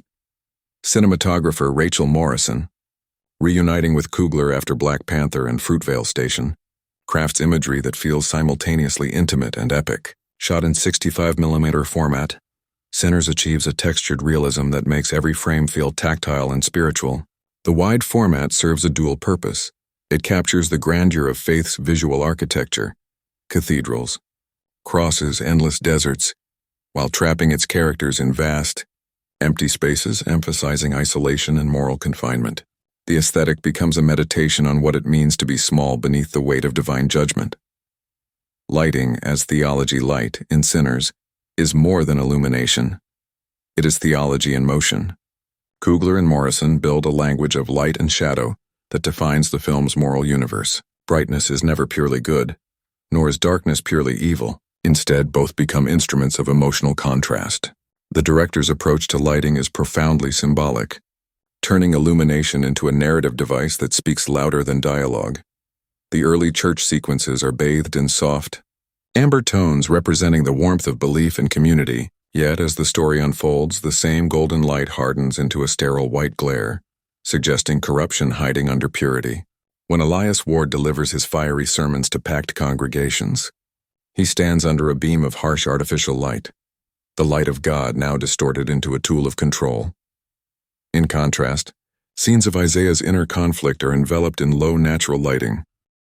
Coogler uses candlelight, rain reflections, and sunrise shadows to trace the evolution of his conscience. One striking image shows Isaiah praying in a church's dark corner, his face half lit by the flicker of a single candle. The flame becomes a metaphor for his soul, fragile, trembling, but unextinguished. Coogler also uses silhouette composition to express the duality of sin and redemption. In several moments, characters stand before blinding backlight, reduced to outlines, sinners stripped of identity, mere shadows searching for form. This visual style echoes the biblical imagery of light as revelation. When truth comes, it burns away the false self, leaving only the essence of who we are. Color palette, the language of emotion. The color palette of Sinners is a journey in itself, a descent and resurrection in visual form. Coogler begins the film with muted, almost sepia tones, browns, grays, desaturated greens, creating a sense of spiritual decay. The world feels aged, stained by time and sin, but as the narrative progresses and characters confront truth, the colors shift subtly toward vibrancy. Deep blues, silvers, and golds begin to emerge, reflecting internal transformation. Elias Ward's world is dominated by sterile whites and silvers, colors that at first suggest holiness but gradually turn oppressive. His church, with its glass walls and polished marble, becomes a visual metaphor for cold perfection, untouchable but lifeless. Coogler uses these visual cues to critique religious hypocrisy. The cleaner the surface, the deeper the rot underneath. In contrast, Isaiah's flashbacks to the battlefield are saturated with rust red and burnt orange, symbolizing both trauma and passion. These colors bleed into his present-day scenes whenever his guilt resurfaces, a visual reminder that the past is always alive. Grace's investigative world, meanwhile, is steeped in blue and gray, evoking loneliness, clarity, and the quiet pain of seeking truth in a world that doesn't want to see it. The climax of the film, set during a thunderstorm, fuses all these tones together: golden fire, deep blue rain, black sky, a chaotic symphony of color mirroring the collision of morality, faith, and destruction. By the film's end, when dawn breaks over the ashes, the first appearance of pure sunlight in 150 minutes signifies something profound: not salvation, but survival. Coogler's message is clear. The world doesn't return to innocence. It simply learns to live with its scars. Camera movement. The dance of emotion. Coogler and Morrison's camera doesn't simply capture events, it interprets them. The cinematography follows a rhythm that mirrors the emotional arc of the film: fluid, restless, reverent, and then chaotic. Early scenes use static, symmetrical framing, evoking ritual and order. As the story unravels, the camera becomes handheld, unstable, trembling with the characters' fear and confusion. In sermons and rituals, the camera often circles Elias in slow, almost hypnotic motion, mimicking the swirl of worshippers and the seduction of power. But in Isaiah's confession scenes, the lens remains still, as if respecting his vulnerability. Coogler uses contrast to show where truth lives, not in spectacle, but in stillness. A particularly striking sequence occurs when Grace follows a lead through an underground archive of the Covenant. The camera follows her in a continuous, unbroken shot, narrow hallways, flickering lights, echoing footsteps. The effect is claustrophobic, spiritual, and investigative all at once. When she finally uncovers the church's hidden records, the camera rises slowly, symbolizing revelation and the lifting of blindness. The film's climactic confrontation between Isaiah and Elias employs wide-angle lenses and slow tracking shots that stretch the church's architecture into something cathedral-like and monstrous. Coogler transforms the holy space into a battlefield of ideologies, where stone pillars resemble prison bars and stained glass windows reflect distorted halos of color. This deliberate manipulation of motion and perspective turns the camera into a moral witness. It does not judge, it observes. But in observing, it reveals the quiet truth: every sinner believes they are standing in the light. Production, design. The architecture of faith and fear. The production design of Sinners is monumental in its symbolism. Designed by Hannah Beechler, Coogler's longtime collaborator, the film's physical environments embody the emotional states of its characters. The world of Sinners is divided between spaces of faith and spaces of decay. Cathedrals, deserts, confession rooms, and underground bunkers all serve as psychological landscapes. The Covenant's main church is the film's architectural centerpiece, a breathtaking fusion of Gothic and modern design.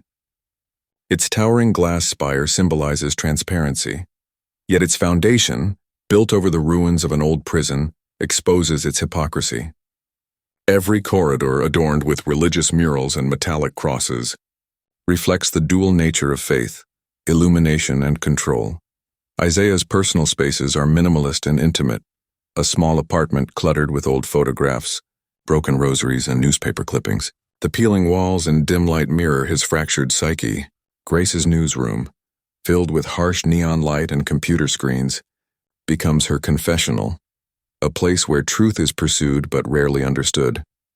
In contrast, Elias's private chambers are oppressive and sterile, white marble, cold mirrors, no shadows. The absence of darkness here is chilling. It's a space where humanity has been erased.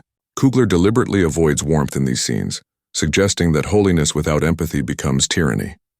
The battlefield flashbacks filmed in Morocco and Jordan present a visual purgatory. The landscape, barren, endless, suffocating, reflects the emotional desolation of war and guilt. Dust storms blur the horizon, creating an impression that time and morality are collapsing into one eternal moment. Sound and atmosphere. The music of silence composer. Ludwig Göransson crafts one of his most haunting scores for Sinners, blending orchestral minimalism with ambient and choral textures. The music functions as an emotional compass, leading the audience through fear, sorrow, and transcendence. Early in the film, the score relies on deep cello tones and slow percussion, creating a heartbeat-like rhythm beneath scenes of inner turmoil. As the tension rises, Göransson introduces choral elements, distorted hymns, human voices echoing in reverse as though divine prayer has been corrupted. Yet, Coogler knows when to let silence speak louder than sound. Some of the most powerful moments in Sinners are wordless. The sound design fades until all that remains is breath, wind, or the faint creak of a church pew. Silence becomes the sound of guilt, echoing the character's spiritual emptiness. In the final act, the score transforms into something ethereal, a fusion of choir, wind instruments, and faint static noise. As the church burns and rain falls, the music stops entirely. The only sound we hear is Isaiah's labored breathing and thunder in the distance. That silence becomes the sound of redemption. Symbolism in visual composition. Coogler's visual storytelling is dense with symbols that enrich the narrative. Crosses appear not only as religious icons but as intersecting paths, choices between salvation and sin. Mirrors represent self-confrontation. Broken glass signifies the shattering of illusion.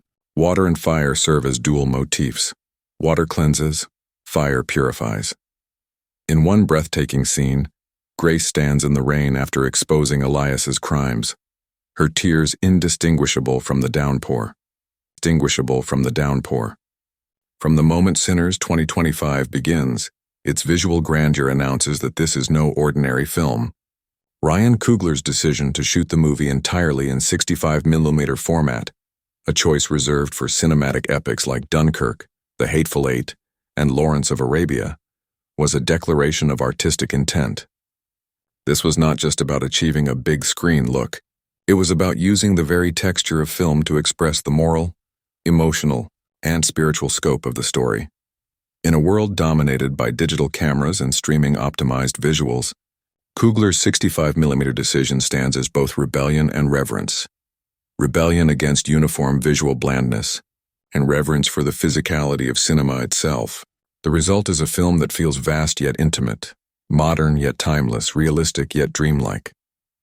The larger film gauge doesn't just make Sinners look beautiful, it gives its ideas weight. Every grain, shadow, and reflection becomes part of its emotional vocabulary. Why 65mm? The technical and emotional logic filming in 65mm is a challenge few directors dare to attempt today. The cameras are massive, the film stock expensive, and the workflow complex. Yet Coogler embraced it precisely for these reasons. He wanted the story of Sinners, a tale of moral weight, spiritual conflict, and human redemption, to have a physical presence on screen. In interviews, Coogler described 65mm as a way to make the soul visible. Unlike digital formats, which often flatten images into clean perfection, 65mm captures depth, imperfection, and warmth, qualities that mirror the human experience at the heart of Sinners. The format's high dynamic range allows light and darkness to coexist in unprecedented harmony, perfectly suited for a film obsessed with moral duality. Where most modern films separate texture from theme, Sinners unites them. The wide negative captures extraordinary detail in shadows, letting Coogler use darkness as a storytelling device. Faces emerge from the void, candles pierce the gloom, and even dust particles floating in light become symbols of faith, tiny imperfections illuminated by grace. The 65mm format also gives emotional power to silence. In a close-up, we see every tremor in Isaiah's eyes, every tear reflecting a faint flicker of flame. When Grace confronts Elias in his cathedral, the sheer depth of the frame amplifies the distance between them, not just physical, but moral. Kugler understood that scale itself is emotion. By enlarging the image, he enlarges the meaning. The spiritual geography of scale, one of the most profound effects of 65mm cinematography, is its ability to capture space as a moral environment. In Sinners, locations are not just backdrops. They are battlegrounds for the soul. The larger format allows the viewer to feel the size of each space, turning cathedrals, deserts, and ruins into metaphors for inner struggle. The film opens with a breathtaking 65mm shot. Isaiah walking through an abandoned cathedral, sunlight streaming through shattered stained glass. The immense scope of the frame makes him appear both small and sacred, a man dwarfed by the consequences of belief. The shot lingers, wide, slow, reverent, as though the camera itself is praying. Throughout the film, the scale of 65mm becomes a language of awe and insignificance. When Elias delivers sermons to thousands, the ultra-wide frame captures the full scale of his empire, a sea of worshippers beneath a single man's voice. When Grace sits alone at her desk, typing the story that could bring him down, the same format is used to convey isolation. Her figure, swallowed by darkness, reminds us that courage often exists in silence, not spectacle. Kugler plays constantly with scale inversion. Large spaces often represent emptiness, while small ones, Isaiah's apartment, a confessional booth, a rain-soaked alley, become sites of truth. The grandeur of 65mm makes the intimacy even more powerful. The bigger the frame, the smaller and more fragile the human becomes within it. And that, for Kugler, is the essence of faith: light, shadow, and the power of imperfection. The wide latitude of 65mm film allowed Kugler and cinematographer Rachel Morrison to explore light and shadow with breathtaking precision. In Sinners, light is not uniform. It breathes, it changes, it flickers with emotion. The natural softness of film grain captures these transitions with organic beauty. The film's color and contrast bloom in ways digital cameras cannot replicate. Highlights burn gently instead of harshly.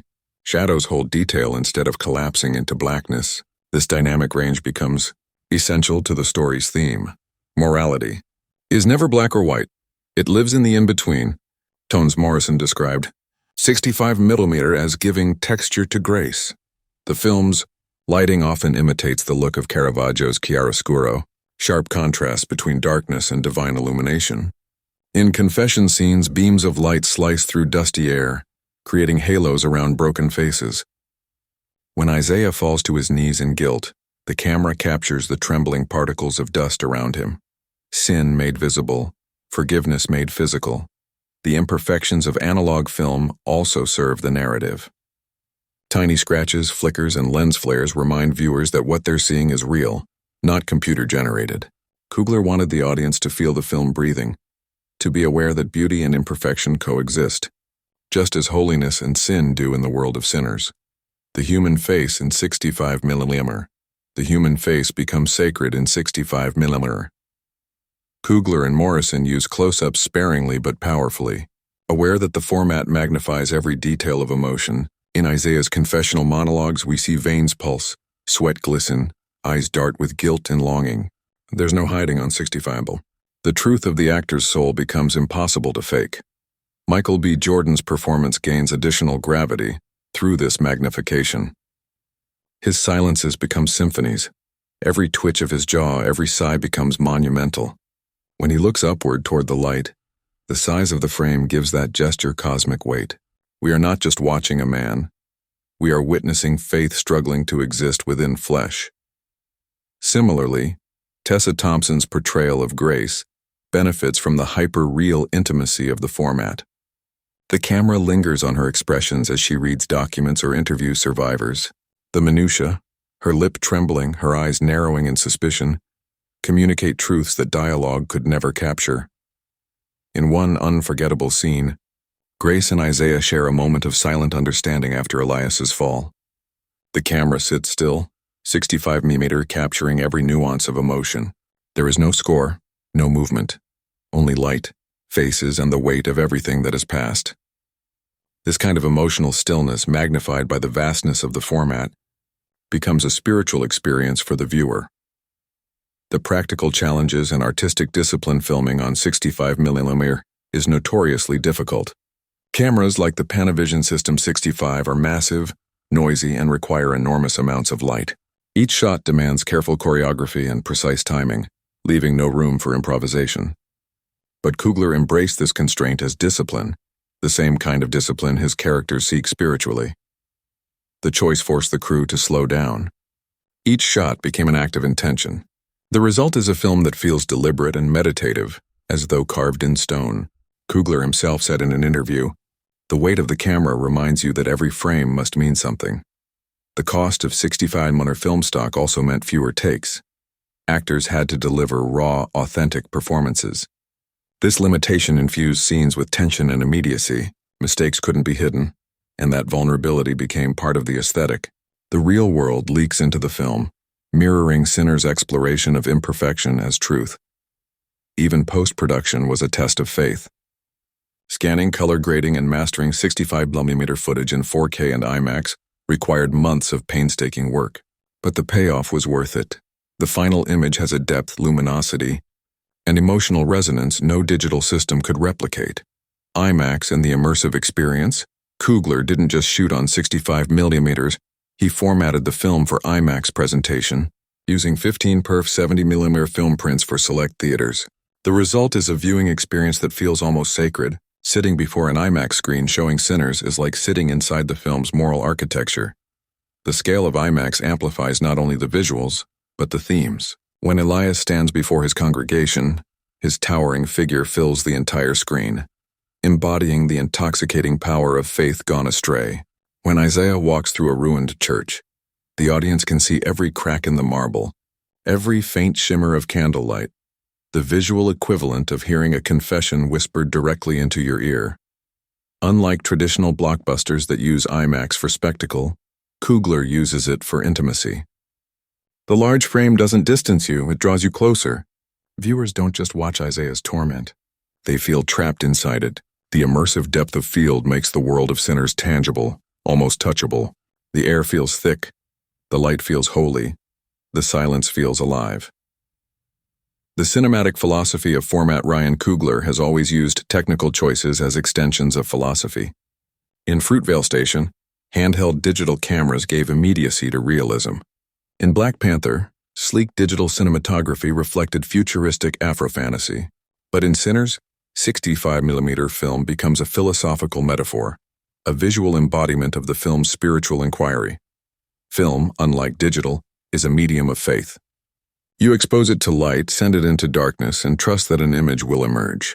That process, ancient, fragile, miraculous, mirrors the journey of belief and redemption that defines Sinners.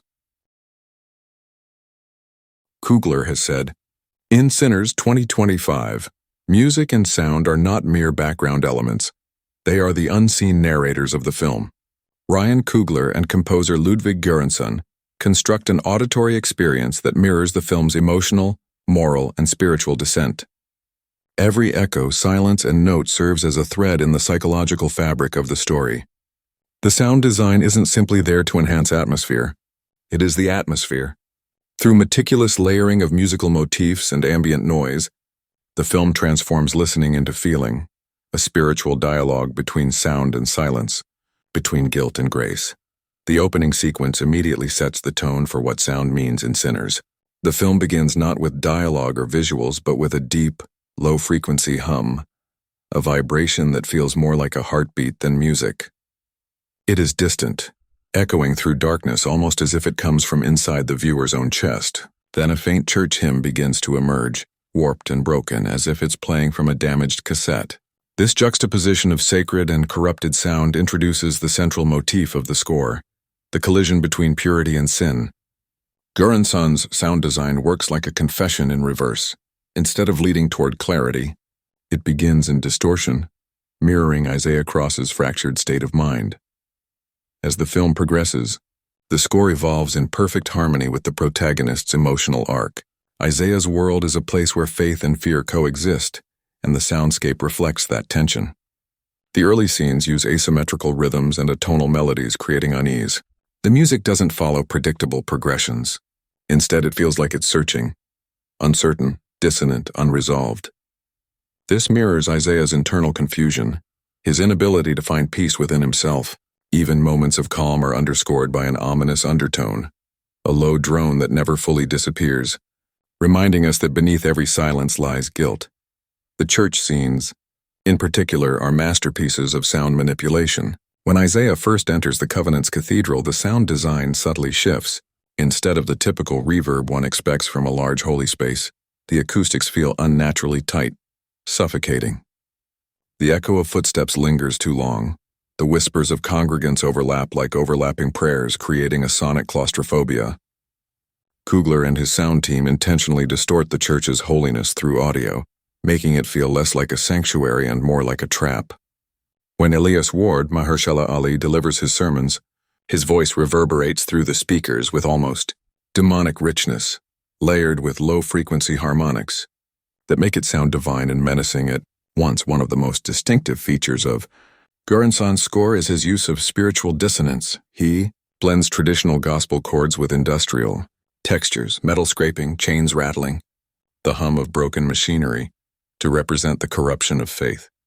In one striking sequence, a gospel choir sings a hymn, but their voices are subtly detuned. It's beautiful yet unsettling, angelic yet flawed. The effect is haunting because it captures the essence of sinners. Beauty born from imperfection, grace tainted by guilt. As Isaiah's journey deepens, so too does the musical language. Around the midpoint of the film, when he begins uncovering the Covenant's atrocities, the score transitions into what Göransson describes as a tonal confession. The instrumentation becomes sparse. A single cello plays fractured phrases, accompanied by whispering choirs and subsonic pulses. This minimalist approach allows silence to become as powerful as sound. Coogler uses silence not as emptiness but as confrontation, a void that forces the audience to face their own discomfort. In several key moments, the absence of music amplifies the weight of moral reckoning. For example, when Isaiah finally confronts his own wartime sins, there is no score at all. Only the sound of wind and distant thunder fills the space.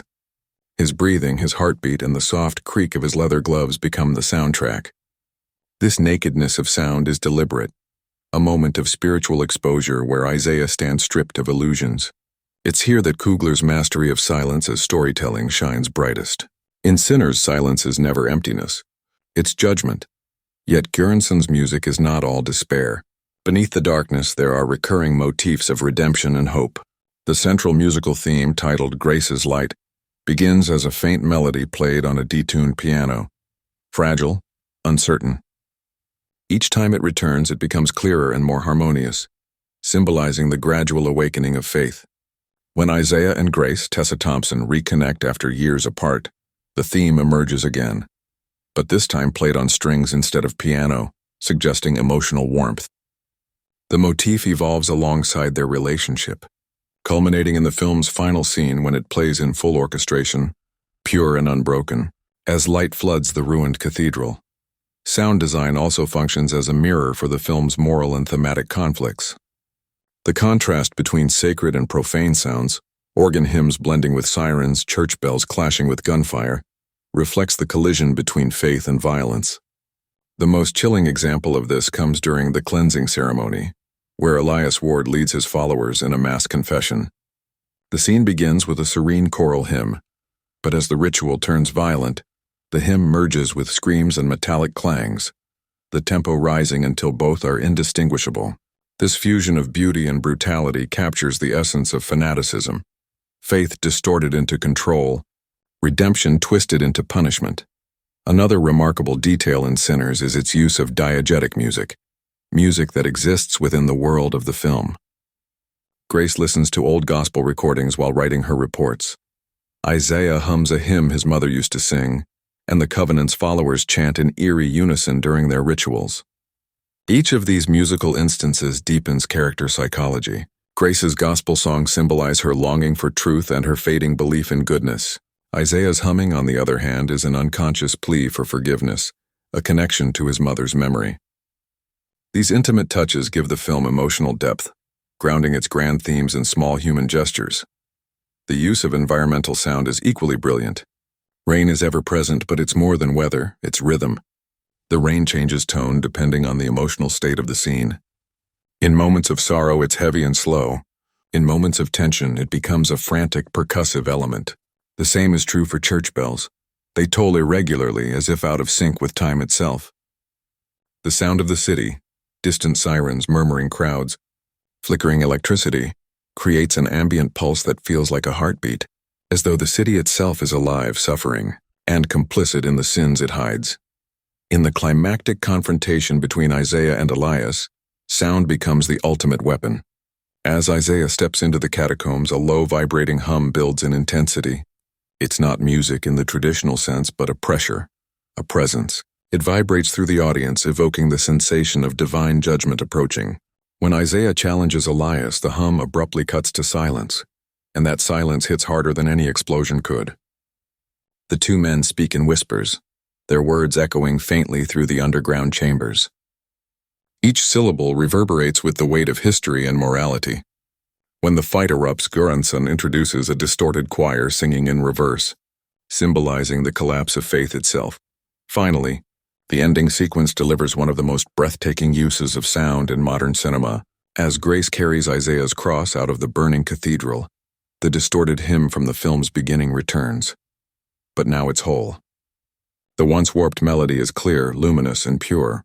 The choir sings the same words, but without the electronic distortion, symbolizing redemption through suffering. The flames crackle softly beneath the music, blending destruction and salvation into a single sonic image. The film ends not with silence, but with the faint echo of that hymn fading into the distance, a promise that even in sin, grace lingers. What makes the music and sound of Sinners 2025 so extraordinary is its emotional intelligence. It doesn't tell the audience what to feel. It lets them experience emotion through vibration, resonance, and rhythm. Göransson's score is like the voice of conscience itself, sometimes comforting, sometimes punishing, but always present. Coogler uses it as moral architecture, constructing a world where even noise carries spiritual significance. In a broader sense, the film's soundscape reflects the universal conflict between chaos and harmony, the same conflict that defines human nature. The noise of guilt and the music of grace coexist, just as sin and redemption do. Every sound in Sinners, from whispered prayers to gunshots, contributes to a larger symphony about what it means to be human. Ultimately, the role of music and sound in Sinners 2025 transcends cinematic convention. It becomes theology through sound, a sermon not preached but heard. Göransson and Coogler prove that in the right hands, sound can be as sacred as scripture and as devastating as sin. When the final note fades, it leaves behind not silence but reflection, the kind of silence that asks a question only the viewer can answer. Do you hear grace or guilt? Do you hear grace or guilt? The cinematography of Sinners 2025 is nothing short of a visual confession, a breathtaking orchestration of light, shadow, and symbolism that transforms every frame into a reflection of human guilt and redemption. Directed by Ryan Coogler and lensed by the brilliant Rachel Morrison, the film's visual aesthetic transcends realism, merging the sacred and the profane into a single haunting vision. Every camera movement, every beam of light, every shadow cast upon a face tells a story, not just of what the characters do, but of what they feel. From the very first frame, Sinners declares its visual identity. The opening shot, a lone man kneeling in a dimly lit church, his hands trembling under the flicker of candlelight, captures the film's duality, devotion and decay. Morrison and Coogler design a world where beauty and corruption coexist, often within the same image. The visuals are drenched in contradiction, holy spaces tainted by sin, divine light piercing through smoke and ruin, faces half lit and half lost in shadow. The film's aesthetic language becomes a meditation on moral ambiguity. Lighting. The language of faith and doubt. Light is the most dominant visual force in Sinners. It doesn't just illuminate, it interrogates. Morrison uses lighting as a spiritual language, shaping it to reflect the inner turmoil of the characters. The church interiors are shot using practical candlelight and soft diffusion, giving the scenes an almost painterly texture. This approach recalls Caravaggio's chiaroscuro, a visual style defined by violent contrast between light and darkness. used historically to explore the tension between divinity and sin. In Sinners, light represents truth, but truth is never gentle. When Isaiah Cross, Michael B. Jordan, confesses his sins or faces moments of self-realization, the light burns brighter, harsher, almost punishing. In contrast, moments of deception or denial are bathed in shadow.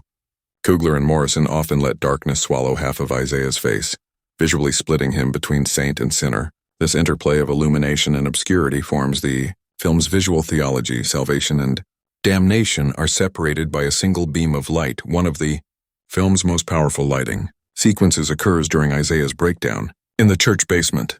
As he screams at his reflection, the overhead lights begin to flicker violently. Each flicker illuminates him for just a second, a metaphor for fleeting moments of clarity amid spiritual chaos. When the lights finally blow out, leaving him in total darkness, the scene transitions into a flashback of his past crimes. It's a stunning visual metaphor for the collapse of faith. Color palette. The spectrum of sin. The color palette of Sinners evolves as a mirror of Isaiah's journey. The early scenes are dominated by cold, desaturated blues and metallic grays, evoking emotional numbness and moral stagnation. These tones create an atmosphere of psychological frost, a world where warmth, and by extension, hope, has long vanished. As the narrative progresses, warmer hues begin to seep in, rusty reds, dim ambers, and sickly yellows. These aren't comforting colors, they're corrupted warmth, symbols of false redemption and decayed spirituality. When Isaiah infiltrates the covenant's underground ceremonies, the palette shifts to deep golds and blood reds, making every scene feel both sacred and infernal. The juxtaposition of these colors communicates a central theme. The line between holiness and heresy is perilously thin. By the film's conclusion, the colors merge. Red and gold coexist in balance, representing acceptance and forgiveness. The final shot, where Grace, Tessa Thompson, walks through the ruins holding Isaiah's cross, is bathed in soft golden dawn light that feels neither triumphant nor tragic. Its visual grace, the acknowledgement of pain without erasure. Camera movement and composition. Morrison's camera is never passive. It moves with purpose, emotion, and moral curiosity. In many sequences, the camera glides slowly, mimicking the rhythm of breath or prayer. Long takes dominate the film, especially during Isaiah's solitary moments. These unbroken shots create an almost meditative stillness, forcing the audience to sit within discomfort rather than escape it. During scenes of violence or moral chaos, however, Coogler switches to handheld cinematography. The shaky frame mirrors Isaiah's unstable psyche, blurring the boundaries between objective truth and subjective guilt. This transition between stillness and chaos forms the heartbeat of the film. Every camera movement feels like a pulse, a reflection of the protagonist's internal rhythm. The compositions themselves are rich with symbolism. Characters are often framed within doorways, windows, or confessional booths, visual prisons suggesting spiritual entrapment. In several key shots, Isaiah is filmed through layers of glass bars or lattice shadows, reinforcing the idea that he's constantly separated from redemption by invisible barriers. Even in moments of hope, Morrison maintains compositional tension. The frame never lets Isaiah feel free. One particularly striking scene takes place during a rainstorm confession. The camera circles Isaiah and Grace as they stand under a single streetlight. The light casts a halo around them, but the surrounding darkness feels infinite. The circular motion of the camera symbolizes the endless cycle of guilt and forgiveness, a visual prayer with no conclusion. Symbolic imagery and religious. Iconography. Religious imagery permeates every frame of Sinners. Coogler reinterprets traditional Christian symbolism through a lens of moral realism. The crucifix, for instance, appears not as a symbol of salvation but of burden. Every time Isaiah touches his cross necklace, it gleams momentarily, a flicker of faith amid despair. Stained glass windows, too, are shot not as sources of beauty but as filters of distortion. Their fractured colors bathe characters in fragmented light, implying that even divine illumination comes broken. Morrison frequently employs reflective surfaces, mirrors, puddles, polished marble floors, and to create dual images. These reflections are rarely symmetrical, emphasizing the fractured nature of self-perception. In one scene, Isaiah looks into a pool of water after committing an act of violence. The reflection wavers and fades, leaving only darkness. The visual message is devastatingly clear. Sin distorts identity until the self becomes unrecognizable. The church itself functions as a living symbol.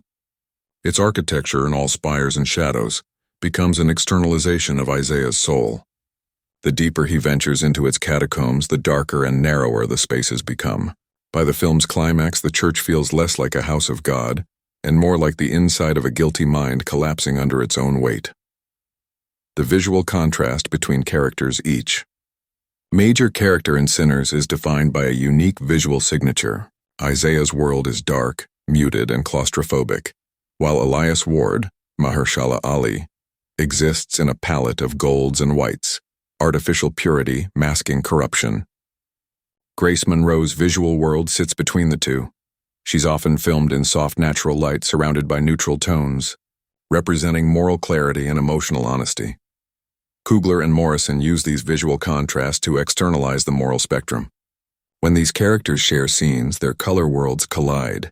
In the final confrontation between Isaiah and Elias, their lighting sources literally merge, warm gold and cold blue bleeding, into one another, symbolizing the convergence of faith and Zortunang.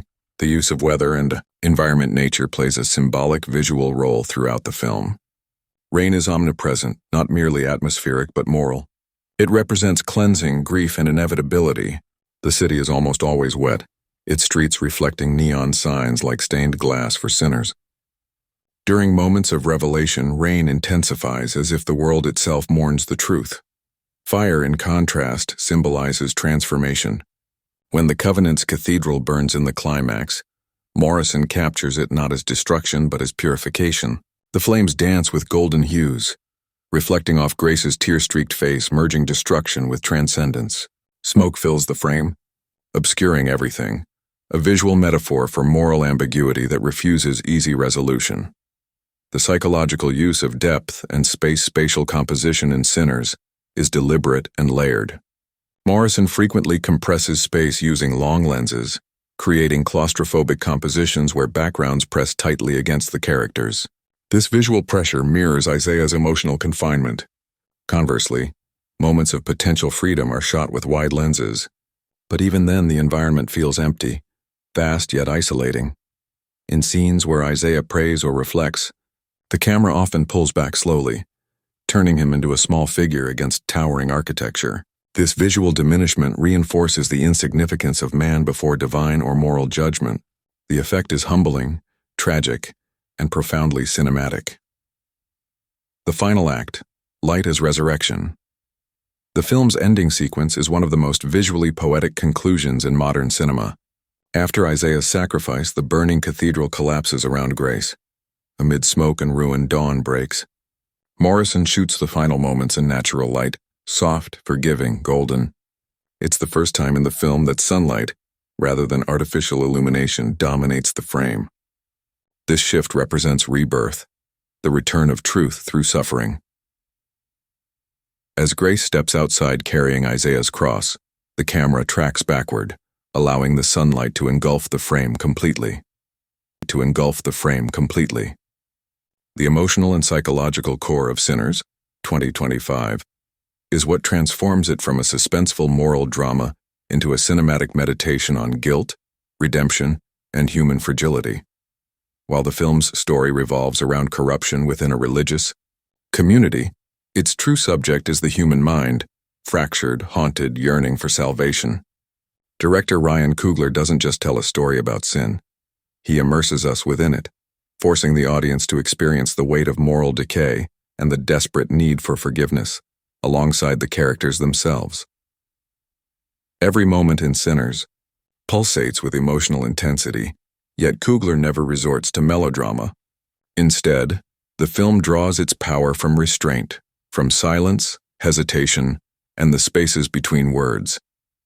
The result is a haunting psychological journey where faith becomes a form of therapy, guilt becomes identity, and redemption becomes the most terrifying form of truth. 1. The Anatomy of Guilt. Isaiah Cross and the Collapse of Self. At the heart of Sinners lies Isaiah Cross, Michael B. Jordan, a man of faith whose entire identity disintegrates under the burden of moral failure. Coogler's approach to Isaiah's psychology is subtle, yet devastating. Rather than framing guilt as a reaction to wrongdoing, the film presents it as a state of being, something embedded in Isaiah's consciousness long before his sins are revealed. From his earliest scenes, Isaiah's body language communicates repression. His posture is rigid, his eyes restless, his tone controlled. These are the visual and behavioral symptoms of a man who has spent his life suppressing not only temptation, but emotion itself. He prays not to connect with God, but to silence his thoughts. As the narrative unfolds, Isaiah's guilt manifests in physical and psychological breakdowns, insomnia, hallucinations, and disassociation. The line between spiritual warfare and mental illness blurs. Coogler crafts this ambiguity intentionally. Are Isaiah's visions divine punishment or the result of trauma? The audience is left in the same tormenting uncertainty that consumes him.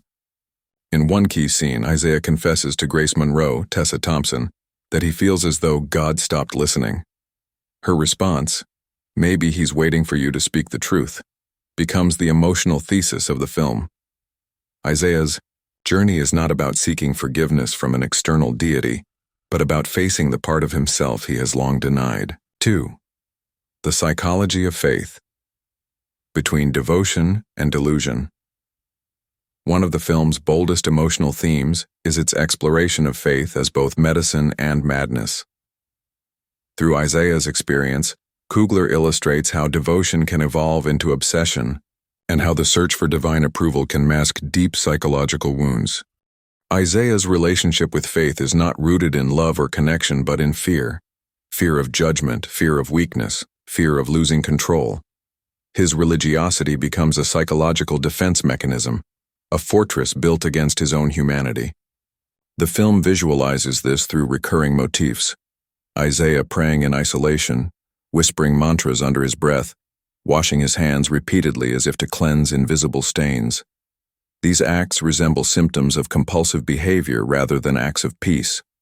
As the truth of his past emerges, his role in the covenant's corruption and the cover-up of a young girl's death, Isaiah's prayers turn frantic, disjointed. The once serene language of faith becomes a stream of self-punishment. His Bible reading scenes, once peaceful, become desperate rituals of self-flagellation. Coogler's genius lies in showing how faith, when twisted by guilt, becomes indistinguishable from madness. Grace Monroe, the emotional counterpoint. If Isaiah represents internal chaos, Grace Monroe, Tessa Thompson, embodies compassion, not the naive kind, but one born from witnessing pain. Grace serves as both moral anchor and emotional mirror. Her relationship with Isaiah is layered, a mixture of trust, betrayal, and shared grief. Grace's emotional arc is about learning to love someone without saving them. Early in the film, she believes in redemption as a process of healing others. But by the end, she realizes that true grace is acceptance of pain, of failure, of imperfection. Tessa Thompson plays Grace with quiet, emotional precision. Her silences say more than her words. In one unforgettable scene, Grace confronts Isaiah after discovering his complicity in the covenant's crimes. "You told me sin was a choice," she says, her voice breaking. "But what if it's a wound?" This line crystallizes the film's psychological philosophy. Sin as trauma rather than moral arithmetic. Her empathy doesn't absolve Isaiah. It exposes the tragedy of human contradiction, to love someone deeply while knowing they are irreparably broken. By the film's conclusion, Grace becomes the emotional soul of sinners. Her tears, her trembling voice, her quiet strength, all reflect the film's belief that compassion, though fragile, is humanity's last defense against despair. The inner conflict. Self versus soul. The film constructs its emotional architecture around the conflict between self, the human, flawed identity, and soul, the idealized moral self. Isaiah's entire psychological journey can be viewed as a civil war between these two forces. Throughout the film, Coogler uses mirrors and reflective surfaces to externalize this duality. Each reflection of Isaiah appears distorted, faces stretched by rain, rippling water, or fractured glass. These visual distortions represent the fragmentation of self, the impossibility of reconciling who he is with who he believes he should be. The dialogue reinforces this tension. Isaiah speaks in absolutes, pure, holy, clean, while Grace and Elias use human language, hurt, fear, forgive. This linguistic divide mirrors the psychological one. Isaiah's soul seeks perfection. His self longs for release. The result is emotional implosion. The confessional sequences serve as the climax of this battle. When Isaiah finally screams, "I don't know who I am anymore," it is not a breakdown, but a breakthrough. The first honest admission in a life built on denial. The audience experiences this catharsis viscerally. The sound of his voice reverberates like a wound opening after years of pressure.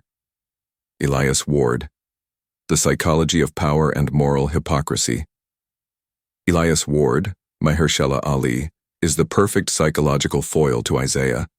Where Isaiah is tormented by guilt, Elias has anesthetized himself to it. His serenity is performative, a mask of control hiding profound moral decay. Ali's performance is chillingly understated. His calmness becomes the most terrifying emotion in the film. Psychologically, Elias represents the sociopathic dimension of faith, the ability to manipulate morality for personal power. He understands guilt, but uses it as a weapon. His sermons are designed not to heal, but to dominate. When he tells his congregation, confession is weakness disguised as virtue, it reveals his belief that control is the ultimate form of righteousness. The emotional tension between Isaiah and Elias reaches its peak in the film's final confrontation. The dialogue, "You think guilt makes you pure. I buried mine years ago," encapsulates their philosophical divide. Isaiah's suffering humanizes him. Elias's lack of suffering dehumanizes him. This dynamic transforms their battle from theological to psychological. Guilt as salvation versus guilt as destruction. Trauma and memory. The emotional labyrinth Kugler structures sinners non-linearly, allowing flashbacks to bleed into present-day scenes. This technique mirrors the fractured psychology of trauma, the inability to distinguish past from present, guilt from reality. The flashbacks to Isaiah's youth are tender yet unsettling. They show a boy raised in fear, fear of punishment, fear of sin, fear of imperfection. His father, a preacher obsessed with moral purity, becomes the psychological blueprint for Isaiah's self-loathing. These memories, intercut with present scenes, explain his compulsion for control and his inability to experience genuine intimacy. Emotionally, the film suggests that guilt is inherited, a generational curse disguised as faith. When Isaiah's mother says in a memory, "We were taught to love God more than ourselves," the line reverberates with tragic clarity. It's a lesson that shaped Isaiah's entire existence, one that made him believe self-love was sin. 7. The Sound of Emotion. Silence and music as psychological tools. Ludwig Göransson's score amplifies the film's psychological dimension. The music oscillates between haunting choral arrangements and low-frequency hums that evoke anxiety. At key emotional moments, the soundtrack disappears entirely, leaving only the sound of breath, footsteps, or whispered prayers. This use of silence becomes a psychological weapon. When Isaiah stands alone in the confessional, surrounded by silence, the absence of sound magnifies his loneliness. The quiet is deafening. It forces the viewer to confront the void inside him. During emotional climaxes, Göransson introduces distorted organ chords that blur harmony and dissonance.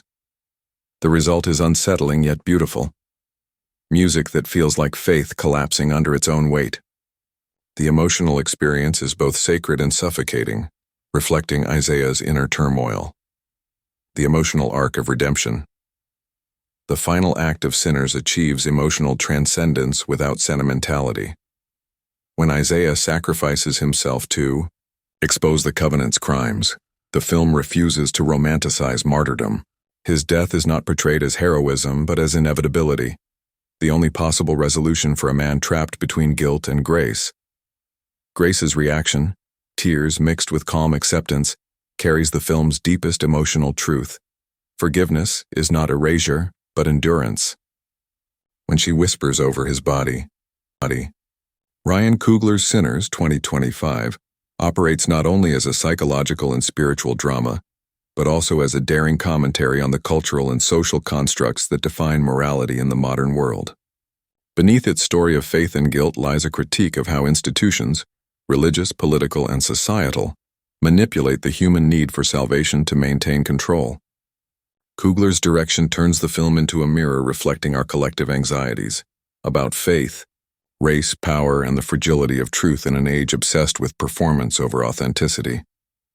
At its core, Sinners explores how society weaponizes virtue. Through its characters, settings, and symbolism, the film examines how moral systems designed to guide people toward good often evolve into mechanisms of fear, exclusion, and hypocrisy. What emerges is a complex, multi-layered dissection of religion as both salvation and prison, a social construct that promises light but thrives in darkness. Religion as power, the covenant and the architecture of control. The central institution in Sinners, known as the Covenant, serves as the film's embodiment of organized religion's moral paradox. Outwardly, it appears as a devout and charitable organization, preaching unity and spiritual rebirth. But beneath this facade lies an empire of manipulation, a cult that thrives on guilt, confession, and submission. Elias Ward, Mahershala Ali, its charismatic leader, embodies the seductive face of religious authority. His sermons, delivered with calm conviction, are structured like psychological programming. Confession is control, he declares early in the film, a line that captures the Covenant's philosophy. It uses guilt not as a tool for redemption but as leverage for obedience. Coogler draws from historical parallels, from televangelism scandals to institutional church cover-ups, to critique the ways in which faith-based hierarchies exploit believers. The Covenant's headquarters, a monumental cathedral surrounded by poverty-stricken neighborhoods, visualizes this hypocrisy. Its shining stained glass windows and grand organ music mask a decaying moral core. This dynamic reflects a broader social critique, religion's transformation into an industry. In one scene, we see rows of worshippers purchasing blessed relics and Ward blessing digital confession apps. The imagery suggests a society where spirituality has been commodified, where forgiveness has a price tag, and where salvation is just another transaction in a capitalist world. Through the Covenant, Sinners exposes how organized religion, meant to guide souls, can morph into a psychological system of dependence, shaping morality to serve those in power. The intersection of faith and race while Sinners is universal in theme. It speaks powerfully to the Black American experience, particularly the role of the church in shaping identity, hope, and trauma within the African American community. Coogler, known for his cultural depth in films like Black Panther and Fruitvale Station, brings similar insight here. The Black church has historically been a pillar of resistance and refuge, a place where community and faith intersect. But Sinners dares to ask, what happens when that very refuge becomes a source of repression? Isaiah Cross's internal struggle mirrors the collective tension within many Black religious communities, also between the pursuit of moral purity and the unspoken weight of generational suffering. The film's imagery reinforces this duality. Gospel choirs sing in dimly lit cathedrals. Sermons of hope are juxtaposed with scenes of systemic injustice. Coogler doesn't vilify the church. He dignifies its complexity. The church is both sanctuary and battleground, salvation and slavery. It offers belonging but also imposes silence on pain that doesn't fit its doctrine. In one particularly haunting scene, Isaiah recalls his mother's words, "We were taught to endure, not to heal." That single line captures a legacy of faith weaponized as endurance, a belief system that teaches strength through suffering but denies emotional recovery. The result is generational trauma disguised as spiritual resilience. By integrating racial and religious history, Sinners transforms into a cultural autopsy of faith's evolution, how it has both protected and imprisoned its believers. Gender and moral double standards. A key layer of Sinners' social commentary lies in its portrayal of gender dynamics within religious systems. Grace Monroe, Tessa Thompson, represents the suppressed feminine voice, the truth-teller who challenges patriarchal interpretations of faith. Throughout the film, women in the covenant are portrayed as caretakers and confessors, but rarely as leaders. Their devotion is exploited as virtue, while their independence is branded as rebellion. Grace's defiance, her choice to expose the covenant's crimes, becomes a symbolic act of reclaiming moral authority from male dominance. Coogler crafts her character as the embodiment of moral courage, not moral perfection. She believes in faith, but not blind faith. In one of her most striking lines, she tells Isaiah, "The church taught me to forgive men faster than they ever learned to change." This statement resonates beyond the narrative. It critiques real-world gender, hierarchies perpetuated under the guise of religion. Her confrontation with Elias Ward near the film's climax encapsulates this power struggle. When Ward dismisses her accusations as emotional instability, she responds, "If emotion is weakness, why does God cry through us?" This scene turns gendered emotion into divine rebellion, challenging centuries of theology that equated femininity with fragility. By weaving feminist undertones into its spiritual narrative, Sinners expands its cultural critique beyond the church, addressing systemic gender oppression embedded in social morality itself. The politics of redemption, one of the film's most incisive social critiques, lies in how it redefines redemption. In the world of Sinners, forgiveness is a public spectacle. The covenant transforms confession into performance in an act meant to cleanse reputations rather than souls. Coogler satirizes society's obsession with performative morality. Whether through viral sermons, live-streamed baptisms, or social media confessions, Sinners reflects a culture that confuses exposure with absolution. The film's use of camera surveillance imagery, parishioners watching their own confessions replayed on giant screens, reinforces this critique of a voyeuristic moral age. Isaiah's final confession, broadcast to the world, serves as the film's ultimate social statement. His truth is not edited, rehearsed, or aestheticized. It is raw, shameful, and human. In this act, Coogler contrasts genuine repentance with the hollow theatrics of institutionalized morality. Redemption, Sinners argues, cannot be mediated by institutions. It can only be earned through authenticity. The commodification of faith. The film's world feels eerily close to our own. Coogler situates the covenant in a near-future society where spirituality is algorithmically driven. Confessions are recorded through AI-powered devices, prayers are streamed, and donations are automated. This futuristic setting amplifies the film's critique of how technology amplifies moral detachment. People outsource confession to apps, expecting forgiveness from data instead of divinity. One chilling scene shows a follower whispering sins into a digital confessional booth that responds with pre-programmed absolutions. The visual metaphor is clear. In the pursuit of efficiency, humanity has replaced the sacred with the synthetic. Coogler uses this dystopian detail to reflect a real cultural shift. The rise of digital faith, where spirituality becomes content and morality becomes currency. Sinners asks whether technology, while connecting us, has also sterilized the emotional core of belief. Cultural decay and the death of authenticity beyond religion, Sinners offers a scathing observation about modern culture's obsession with perfection. The film's title itself, Sinners, becomes an ironic critique of a world that pretends sin doesn't exist while thriving on it. Through the covenant, Coogler exposes society's paradox. People crave moral purity yet feed on scandal. The church's fall becomes entertainment. Confession becomes clickbait. The sacred is commodified for spectacle. In one chilling montage, the covenant's fall from grace goes viral. Social media users debate Isaiah's confession as if it were reality TV. This reflects Coogler's broader commentary on moral fatigue, how empathy and outrage have both become commodities in an overexposed culture. When truth becomes entertainment, sincerity dies. The collapse of institutional morality. Perhaps Sinners' most profound social message lies in its depiction of institutional collapse. Coogler doesn't present religion, government, or media as villains. Instead, he portrays them as hollow systems sustained by fear. When the covenant crumbles, so does public trust. The chaos that follows riots, protests, and a city engulfed in confusion echoes real-world crises of faith and authority. Through this lens, Sinners becomes an allegory for a civilization that has lost its moral compass. It asks, if every institution built to guide us is corrupt, where does morality truly reside? Coogler's answer is deeply humanist. It lies not in dogma or doctrine, but in empathy. When grace comforts Isaiah in his final moments, whispering, "We're all sinners trying to remember how to be kind," it becomes the film's moral thesis, that the only salvation left is compassion. Redemption as rebellion.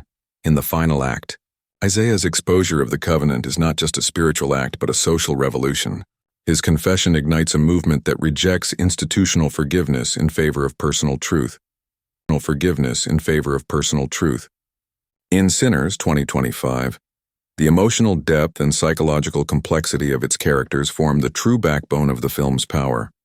While the movie's visuals and themes are undeniably captivating, it's the emotional authenticity that gives the narrative its lasting resonance.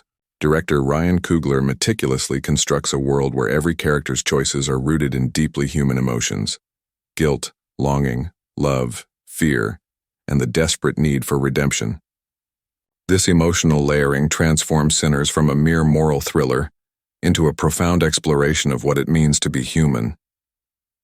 The protagonist, Marcus Cole, played by Michael B. Jordan, is written with remarkable nuance.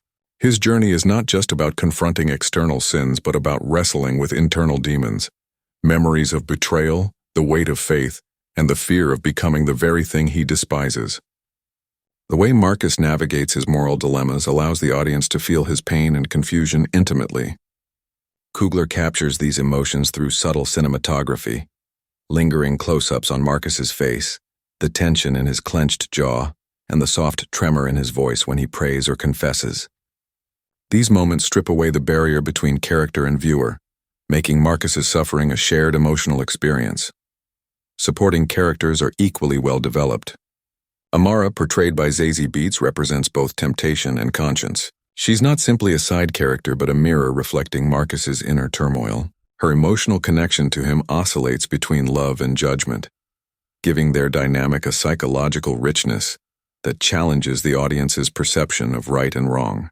Every line of dialogue between them is charged with unspoken history, a lingering reminder of what they've lost and what they might still save. Coogler uses silence effectively in their scenes, allowing pauses and expressions to speak louder than words. The emotional landscape of Sinners also thrives on its handling of guilt and forgiveness. Each character embodies a different response to guilt. Marcus seeks redemption through sacrifice, Amara through confrontation, and Father Elias through denial. Their emotional arcs intersect like a web of psychological tension, pulling the audience deeper into the story's moral ambiguity. Rather than offering easy answers, the film immerses viewers in the uncomfortable reality that forgiveness is rarely clean or simple. The psychology of Sinners is intricately tied to its visual tone. The film's muted color palette mirrors the internal despair of its characters. Scenes drenched in gray and gold lighting create an atmosphere of both decay and hope, symbolizing the constant battle between sin and salvation. Coogler's attention to emotional detail extends to body language and framing. For example, Marcus often appears isolated within large, empty spaces, an artistic metaphor for his internal loneliness. When he's surrounded by people, the camera subtly shifts to a tighter frame, suggesting the suffocation of guilt pressing in on him. What makes the emotional depth of Sinners particularly compelling is its refusal to glorify suffering. Instead, the film portrays pain as transformative, a necessary crucible through which truth is born. The psychological realism stems from Coogler's understanding of trauma. The characters don't just cry or break down for dramatic effect. Their emotions evolve gradually, shaped by past experiences and present choices. Marcus's final breakdown is not a sudden burst of emotion, but the culmination of small moments of suppression, denial, and silent prayer. This authenticity is what resonates most deeply with the audience. Another layer of psychological intrigue comes from the moral contradictions within each character. Coogler intentionally blurs the lines between villain and victim. Even those who commit terrible acts are shown through empathetic lenses, forcing the viewer to confront the complexity of human behavior. In one of the film's most haunting scenes, Marcus forgives a man who has wronged him deeply, Not because the man deserves it, but because Marcus realizes that forgiveness is his only path to freedom. This emotional revelation becomes a turning point, not only for Marcus but for the entire narrative's moral compass. The use of dreams and hallucinations further deepens the psychological study of the characters. Marcus's dreams are fragmented and symbolic: burning churches, blood-stained hands, voices whispering scripture. These visions represent his subconscious wrestling with divine judgment and personal failure. Rather than explaining them overtly, Coogler leaves them open to interpretation, allowing viewers to engage with the story intellectually and emotionally. The relationship between faith and psychology is another major emotional thread. Father Elias, portrayed by Forrest Whitaker, embodies the internal war between belief and doubt. His scenes are emotionally heavy, exploring how guilt can corrode even the most devout soul. Through him, the film examines how faith can both heal and destroy depending on how it's wielded. This exploration gives sinners a spiritual intensity rarely seen in modern cinema. Every emotional beat in the film is carefully constructed to evoke empathy rather than pity. The audience doesn't merely observe Marcus's suffering, they feel it. This shared emotional experience transforms sinners into a mirror, reflecting the viewer's own inner conflicts. It compels one to question, how much guilt can a person bear before breaking, and what does redemption truly cost? In the end, Sinners 2025 leaves its audience emotionally drained yet spiritually awakened. Its emotional depth is not about melodrama or spectacle, it's about truth. By presenting flawed, hurting, yet profoundly human characters, Ryan Coogler crafts a story that lingers long after the credits roll. The psychological intensity doesn't just reside in the characters' minds, it transfers into the hearts of everyone who witnesses their journey.